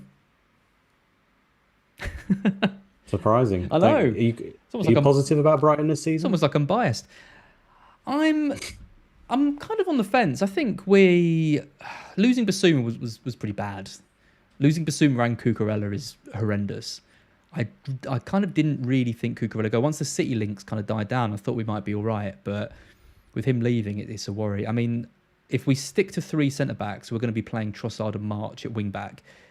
Neither of them are wing-backs. March, my dad's a big fan of March. I don't really like him. I think he's a championship player, to be honest, and I don't think he's a wing-back or a very good wing-back. And when he has been playing wing-back, he's been playing on the left. So I don't know why he's been switched over to the right. Lamptey's barely played pre-season, for anyone considering him. We can't go near him. So long-term, I am a bit concerned. But I think early on in the season, United, in this kind of transition period, it's a good time to play them, I think. So I think it's going to be an even game. We thrashed them last year. They're going to have to be a completely different team to what we saw last year to have any chance. I don't know. I think it's going to be a good game. I'm just backing us. I think I'm a bit biased. I haven't really got any real rationale for it. I just think we could win this one. Well, Man United apparently trying to play with a very high line. So do you reckon Welbeck can take advantage of that? He's fit, is he, Yeah, at of the course he moment? can. Welbeck is in the Hello? in the physique of his life. He's absolutely ripped at the No. moment. He's going to be leading the line with probably Mopé alongside him. I don't think Undav has done enough pre-season to get the nod ahead of Mopé, which will probably be a problem. But Undav will come in at some point and be number one alongside Danny Welbs. I think Danny Welbs can absolutely get a goal against United. Danny Welbeck versus his old team. It's written in the stars, Oh, isn't it? it's beautiful. Absolutely beautiful. Mark's gone for a 1-1. So again, Mark isn't exactly, convinced that United are going to win this by a big margin. And then finally, it's West Ham v Man City. Tricky game for Man City. I could see West Ham getting something out of this. But I think at the end of it, it's Man City. They'll find a way. I've gone for a 3-1. I think that's probably a bit optimistic, actually. Probably more of a 2-1. I'll stick with 3-1. Mark's gone for a 2-0 City. Good match, though. Good opening match. Again, West Ham have got to be thinking this is a good time to play Man City. Yeah, I think it was 2-2 the last game they played. It was a tricky game. I'm pretty sure that's right. Bowen scored, didn't he? Maybe yeah, 4-2. Broke through. Yeah, I think that's it. Yeah, 2 breakthrough goals. Someone could check that out. I seem to have that. That's just from memory, but I think it was 2-2. West Ham away to West Ham is a tricky game, but Man City are very, very good, aren't they? So yeah, I'd like to think Man City probably end up winning it quite comfortably, but Bowen, Antonio. I mean, do you think this Italian lad, is it Scamacca? Do you think he's going to start? Think he's going to start, or? I did that classic thing of watching some of his highlight reels and fell in love with him. Oh God! So he's the best. He's the best player in the world. Yeah, he looks good. I mean, the general consensus from West Ham fans and I know some people who watch Italian football really rate him. So I think he's a good signing. They're desperate for a striker. Give Antonio a bit of a break. Do you think Antonio will move to the left in that scenario and they'll play all 3 of them, or do you think he is literally to man for man swap for Antonio? I think Antonio moves over to the left. He was hugging the left a lot last year anyway, wasn't he? I mean, he goes that way anyway. He creates the space for Bowen. Yeah. The thing is, Bowen versus Cancelo is interesting. If Cancelo does play there, that he's their best player, West Ham, and that's where the space is against Man City if he plays on the left back position. So it's not an ideal situation. It's the same like when they play Liverpool and then Cancelo leaves the space for Salah, their best player, and often struggle there. So I wouldn't be surprised if West Ham score, but I think directly after that, anyway, Man City's run so good that you don't need to worry about the double up on defence, really. You just take it on the chin if it happens. No one's really expecting a clean sheet in the first game, I would say. Yep. You'd hope for one, but I don't think you expect it. Yep, agreed. We have nearly 2,000 people watching live, which is the highest it's been since that classic match of the day challenge when Mark sold Torres. Just again, thanks everyone for tuning in. If you could like the stream, we've got 300 likes, 2,000 people watching. If you could like the stream now, even if we get that to half, 1,000 likes would be unbelievable, and I'd be really happy. And Luke will take his top off. So if you could do that, that'd be great. Why not? Why not? Another graphic from Focal here. Goal scorer odds. Thought this was interesting. Haaland and Kane tied in terms of odds. Nearly a 50% chance of both of them scoring. Obviously, goal scorer odds are take into account the amount of betting activity and all that kind of stuff. But it does give you a pretty good idea.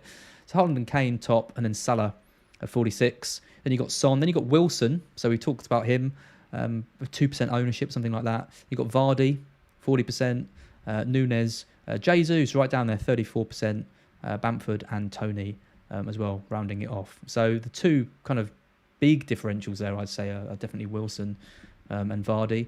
Bamford at 1% ownership is incredibly low, though, isn't it? I mean, he's had injuries and everything like that, but with Leeds' fixtures, if anyone's listening to this and they think, oh, this is so boring, the template's so rubbish, blah, blah, blah, have a bit of a punt on Bamford. Why not? Yeah, I think for a daily game pick, I think there's quite a few. I don't know if you're playing a couple of games this year that the community are running, but they're doing stuff like pick one is one, for example. I think Bamford's one I've considered. You get to pick one player and then you can't use him again. Obviously, you don't want to use the top players challenge. Plug for goal. Goal scorer challenge. Goal scorer challenge. Play that every year. Yeah, I think players like that. Such a simple game. Anyone listening to this, goal scorer challenge is exactly what Luke just said. It's a game where each week you pick one player and one player only to score. They have to score, no other points. And once you've picked that player, you can't use them again for the rest of the season. It's so simple, but really difficult to get that player right. And yeah, you look at fixtures obviously, and you look for players who might be in the team for injuries or whatever reason. It's a really fun game. I really like goal scorer challenge. Yeah, nice. Predictions League. This is from FPL_Chase at FPL_Chase. Here now, he's a big analytics guy. You talk about, he does Python scripts and everything. Follow him if you're He's my hero. in analytics. He's who Luke wants to be. But I don't think you'll ever get to that level, mate. No, unfortunately. But what he's done Talking here, about being put out to pasture earlier, I'm basically the Rondon of the analytical world. Yeah. It's great though. He's done a projected table based on kind of underlying numbers, looking expected points as well. I'll read through the league table for the podcast listeners. It's pretty much how you'd expect. I kind of compared it to the one I put together. I think the only difference really was the teams I put down for relegation. It's Man City first, Liverpool second, no surprises there. Spurs in third, Chelsea in fourth, Arsenal fifth, United sixth, and then so the classic top six. And then Villa, Palace, Leicester, Newcastle rounding out the top 10. And West Ham down 11th. Brighton, Southampton, Brentford, Fulham in 15th, which is interesting. Wolves, Leeds, and then the three relegated teams of Nottingham Forest, Everton, and Bournemouth. What do you make of this? Do you agree with this list? I mean, the way he's calculated that is going to be far better than anything I can say. The thing I took from this really is that I reckon from 13th down, Southampton, Brentford, Fulham, Wolves, Leeds, Forest, Everton, Bournemouth, I'd be very happy for any of my players to be playing those teams. Absolutely. I think above that, when you start to look at Brighton, West Ham, Newcastle, I think Leicester's probably the one you could throw in just because if you look at that goals against column, it's the only one where it's in the 60s and they're in the high. And that's based a lot off of last season, isn't it, as well? I think we should just really bear that in mind because sometimes we fall out of sync with that, I think, and we react to sort of what happened that last week. But I think those teams across the course of the season are going to struggle. I mean, I'd expect them to. So I'd be happy to have any of my players against anyone from sort of 12 downwards. I think Brighton are good enough to not necessarily target, but Southampton onwards definitely, and they're the ones we want to focus on. I think to begin with. And I agree. I think Bournemouth will probably come rock bottom. Everything seems to suggest that, and I think Man City will probably win it. Yeah. I think most people think that though, right? Yeah, I mean, you can see the difference between the top five and everyone else here. I mean, obviously you've got City and Liverpool way up in first and second. Then you've got Tottenham, 75 predicted points, Liverpool 86, City 90, and then you've got Chelsea at 72, and then Arsenal at 72 as well. And then it drops right off down to United, down to 58.6. Completely agree with that. I think you've got this block of the top five, and then you've got this other block, exactly what you said, of 6 down to 12. And then you've got another block of just the absolute rubbish that is Southampton, Brentford, Fulham, Wolves, Leeds, Forest, Everton, and Bournemouth. I think they're all of those teams are going to struggle this season. I think maybe one or two will probably emerge and have a good season. There's always some, isn't it? Yeah. Chase is predicting that to be Fulham. I think Brentford could do a little bit better there. I think Southampton could maybe do a little bit worse. Wolves' data was tragic towards the back end of last season, so they're a really interesting one. And again, Leeds, we don't know too much about them, so maybe they could do a little bit better. That's probably the only alterations I'd really have. I agree with nearly everything I can see there, and it's based on the underlying numbers and the fixture difficulty. So we'll see. Usually it aligns quite closely, so be interesting to see. I think the only things I'd swap around here would be I think I'm backing Arsenal over Chelsea for fourth. I'm backing Southampton to do worse than 13th. I think that'd be very impressive if they can achieve a 13th position.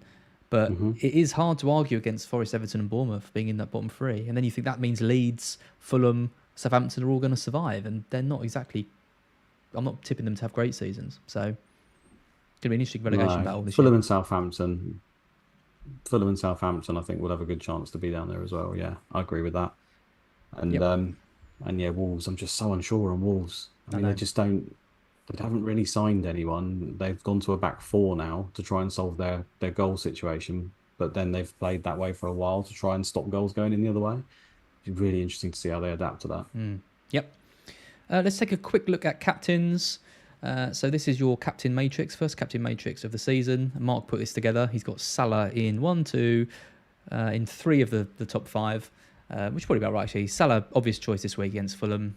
Some of the other differential options, Kane versus Southampton and Son, De Bruyne versus West Ham, same with Haaland, Maddison versus Brentford. I don't know, it's Salah or Kane or Son, isn't it? But it's Salah, isn't it? let's be real.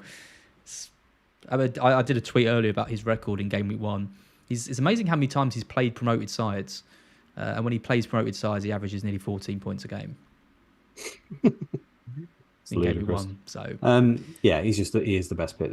I think on paper, what happens after that is out of our control. I think Salah versus Fulham is the obvious pick. I mean, I don't hate going Kane or Son for obvious reasons, and I think you could go with a Man City player, but I'd rather not. I think one of Salah, Kane or Son is just clear. And yeah, Salah 90 minutes. You'd have thought the whole penalty situation. If Son was 90 minutes and penalties, maybe it could be a bit closer. But no, the midfield spot over the likes of forwards for Kane. Yeah, it's just ideal. And Fulham are apparently trying to play more offensive again. We know how that sort of has gone in the past for Fulham in this league. So yeah, I think that's an obvious pick. Yep. I have got some other days on captains, but I think it's just so obvious this week. You have to be a fool not to go with Salah, let alone not have him in your team whatsoever. Who would do a thing like that? Someone who's I wish him luck, because I've been in that position before. I have tried that, and I must say that when I did try that, Salah scored a hat-trick, so it doesn't mean it's going to happen again. I was really surprised last week because I mentioned Mark did it with Aguero. I remember I don't think I was on the Scoutcast at the time, it was years ago. I think I was maybe the year before I started, and I remember listening to him, and he did a whole speech about not going with Aguero. It was around Christmas time.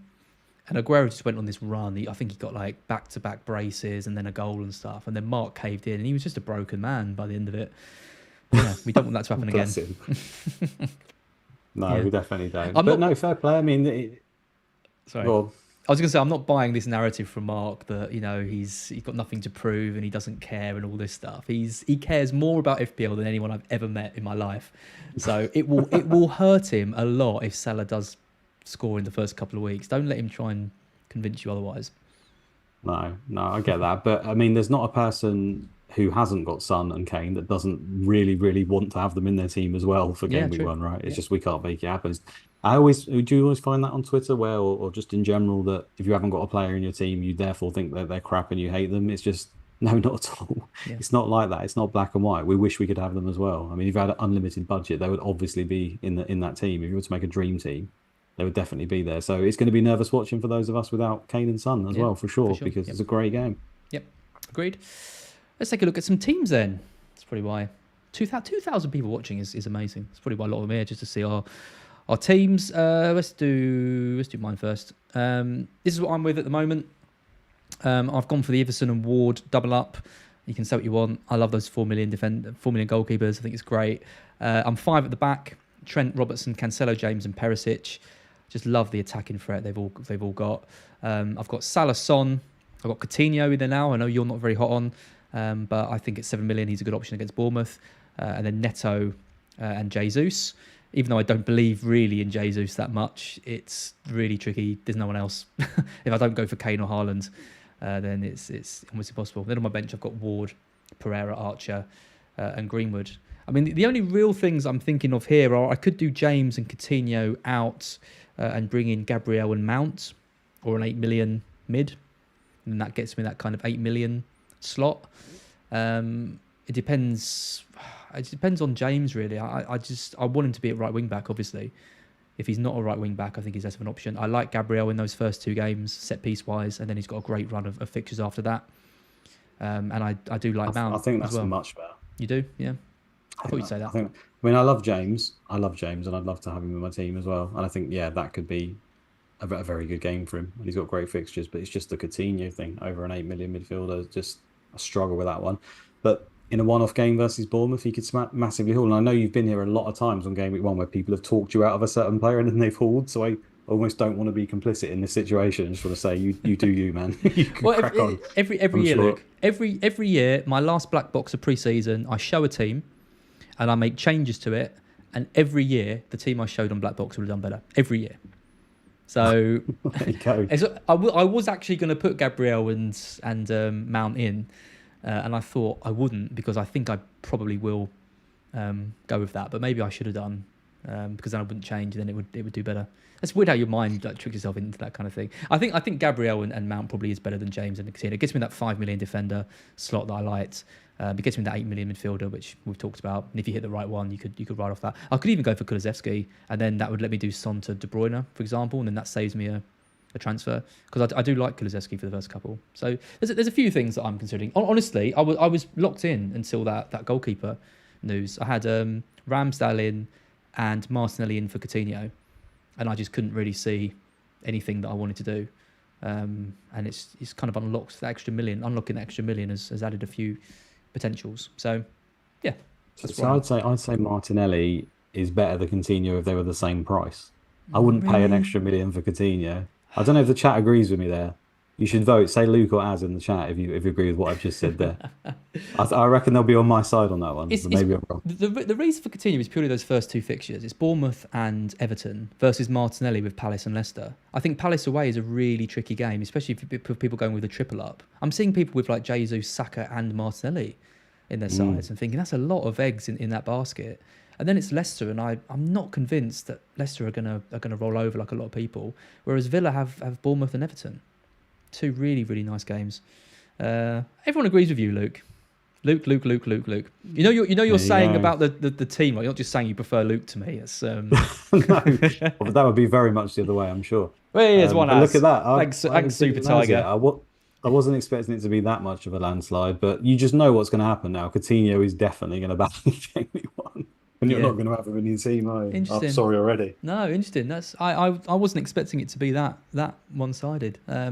I think I probably will go with Gabriel and Mount or Kulusevski. So there we go. We know what's happening. Let's see. Let's take a look at your team then, Mr. Perfect over here. Everson and Ward, same double up. It's funny, isn't it? 70% of people don't agree with us, but we've both gone with that. You've got Cancelo, Trent, Perisic, and Matt Doherty. And then Diaz, Neto, Saka and Salah. So 2 8 million midfielders. And then Haaland and Jesus with Iverson, Andreas, Archer and Neco Williams on your bench. It's a good side. I like it. Yeah, bench is not great, but I think it's quite typical. And I'm not utterly convinced I'm going to do this whole goalkeeper thing. We'll see. Basically, if I'm not going to do the goalkeeper thing, I'm probably going to end up with Sanchez and Ward, and then Diaz becomes Robertson. It's just the way it works in my team. But my bench gets slightly worse because I don't have Neco Williams. That's pretty much where I'm at. I think that's the only real bit. The only other thing is Doherty. I know he's a risk. Like, I know that could happen, and I only have 2 Man City. So at the moment, I think either I could bring Foden in for one of Diaz or Saka at some point, or I could just look to maybe get Walker for Doherty. It's kind of like my backup there, or maybe that would be Cucurella or Gabriel, like I've said, if that goes Pete Tong. But I think out of the rest of that team, I expect all of those guys to start. Maybe I'm crazy, but I think all of those guys will start. Maybe Doherty is like my biggest risk. Do you agree with that? So then how much do I need to worry about the bench? I think they will start, yeah. I think Perisic and Doherty start, given what I've seen and looking at the preseason minutes. Haaland needs time. They all start. I wouldn't worry about that. I mean, the bench is fine anyway. I mean, Pereira's, even if he gets you 2 points, it's not the end of the world. He could get something. You just never know, do you? He's a number 10 playing for quite an attacking side in Fulham, so he's not exactly the worst bench option ever.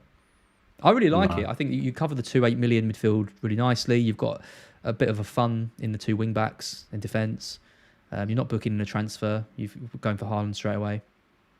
Yeah, I like it. It's solid.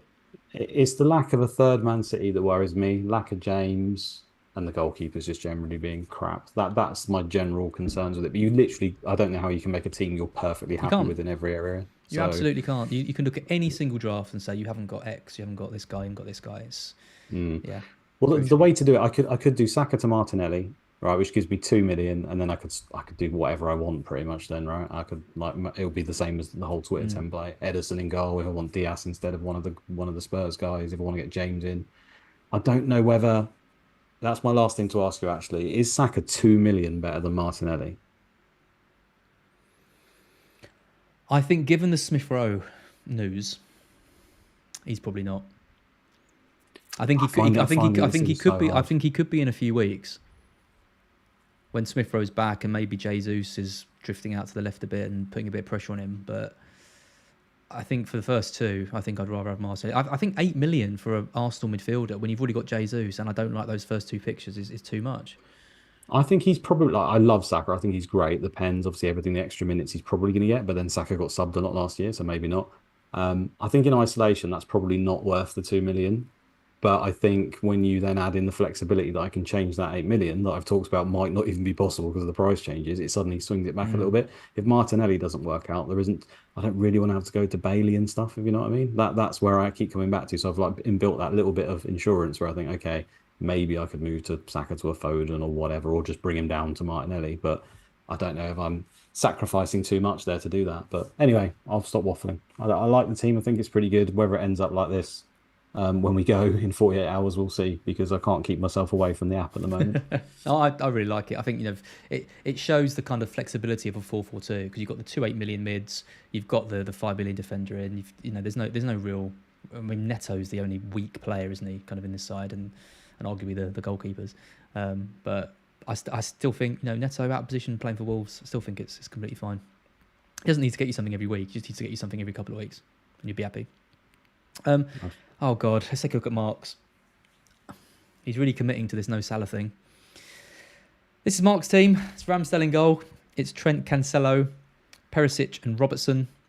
It's Son, Diaz, Saka, Martinelli and Bailey. And it's Kane up front. No Salah, no highest owned player in the game. Mark's either going to be 100k or 6 million. That's my prediction. What, after game week 1? After game week 1, yep. No, I don't think after game week 1. I think Son and Salah's expected points, or at least however you want to call it, goals, whatever, in game week 1 won't be too far apart. Like, you'd like to think it's not going to be one of those. He talks about it a lot, right, with the swings that happen. Hopefully, it's not going to be one of those ones where Salah gets a hat trick and Son gets a blank. You'd expect them both to score and do well, but I think long term, not having Salah is just. It's scary, man. I wish him luck. That's all I'm going to say. Yeah, okay. Well, I take back from game week 1. I think game week 3 or 4, Mark is either going to be right up there or he's going to be right down there. He's not going to have a middling start if he goes with his team. Double Arsenal midfield, no Jesus. Bailey could be a problem for him. He's got nowhere to run from him. Talk about these magic beans that he likes to find. Ruben Loftus-Cheek, he's found his new one now in Bailey. Yeah, I'm excited for him, but also worried for him because I don't want him to get more stressed and get ill. And I worry with his team. No one wants that. I worry with his team that he could make himself ill. I mean, all of the players are great picks, I think, from the beginning, and they're all quite template in their own right. I think everyone in this chat will have a large percent of those players. I don't think there's anyone in there that's particularly surprising, but that particular combination with Plange and Archer are pretty much dead spots. So you've got a 4 million Forest defender who's probably not going to keep many clean sheets or get many points, is he? Let's be honest, as your backup. And then Bailey and Martinelli just feel like if they do go wrong, I don't think Martinelli will, by the way, but if they do, then where you go from there, like you say, is quite tricky. I just don't think it looks better than teams that don't have Salah in. Like it's almost like, when you take Salah out, you kind of want to use that money to push it around the rest of your team and have no real weaknesses. But he's gone for the 2 premiums anyway. 2 premiums I think are worse than Salah, and then not really strengthened anything because he's still got Bailey, he's still got Martinelli. The bench is still poor. Yeah, I don't know. But then Mark is one of the greatest FPL managers of all time. Well, he absolutely is. And if anyone can jam a solid start out of not having Salah, it's definitely him. But he's taken the plunge and gone without Salah. Yeah, no, I mean... No. Come on, that's a great joke because he's got a player called Plange. Oh, come on, okay. That's good. I even missed it, but yeah, I'll give it to you. Yeah, no, fair enough. I've been planning that all stream. I've been waiting for this screen. Fair enough, fair play. Oh, I'm pathetic. And he's gone for Ramsdale, who he hated last season as well. That'll be a funny story.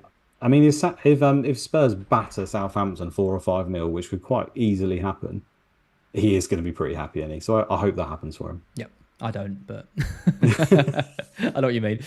Right, that's pretty much it then for the stream. I promise you we'd do under 2 hours. We're at 1 hour 54, so I've kind of kept my promise, but I didn't think this would go on for 2 hours, Luke. I really, really didn't. We didn't have any stats to present or anything, but it is nice, isn't it? It was enjoyable. I did say to you, I'm only coming on here if it's not 2 hours of sweat, and you lied to me straight away. I always knew it was going to be though, and I'm still here. You're still here. You just can't let yourself. Just a few things to kind of round off. I just want to talk about Greyhead's community tournament. I don't know if you got involved in this last year. Strikers, keepers, losers, weepers. Big tournament. Just so many teams 48 teams of 16 managers. So like hundreds of people involved in this. It was the big draft last night. Don't know if you're aware. You were in the draft, MVP.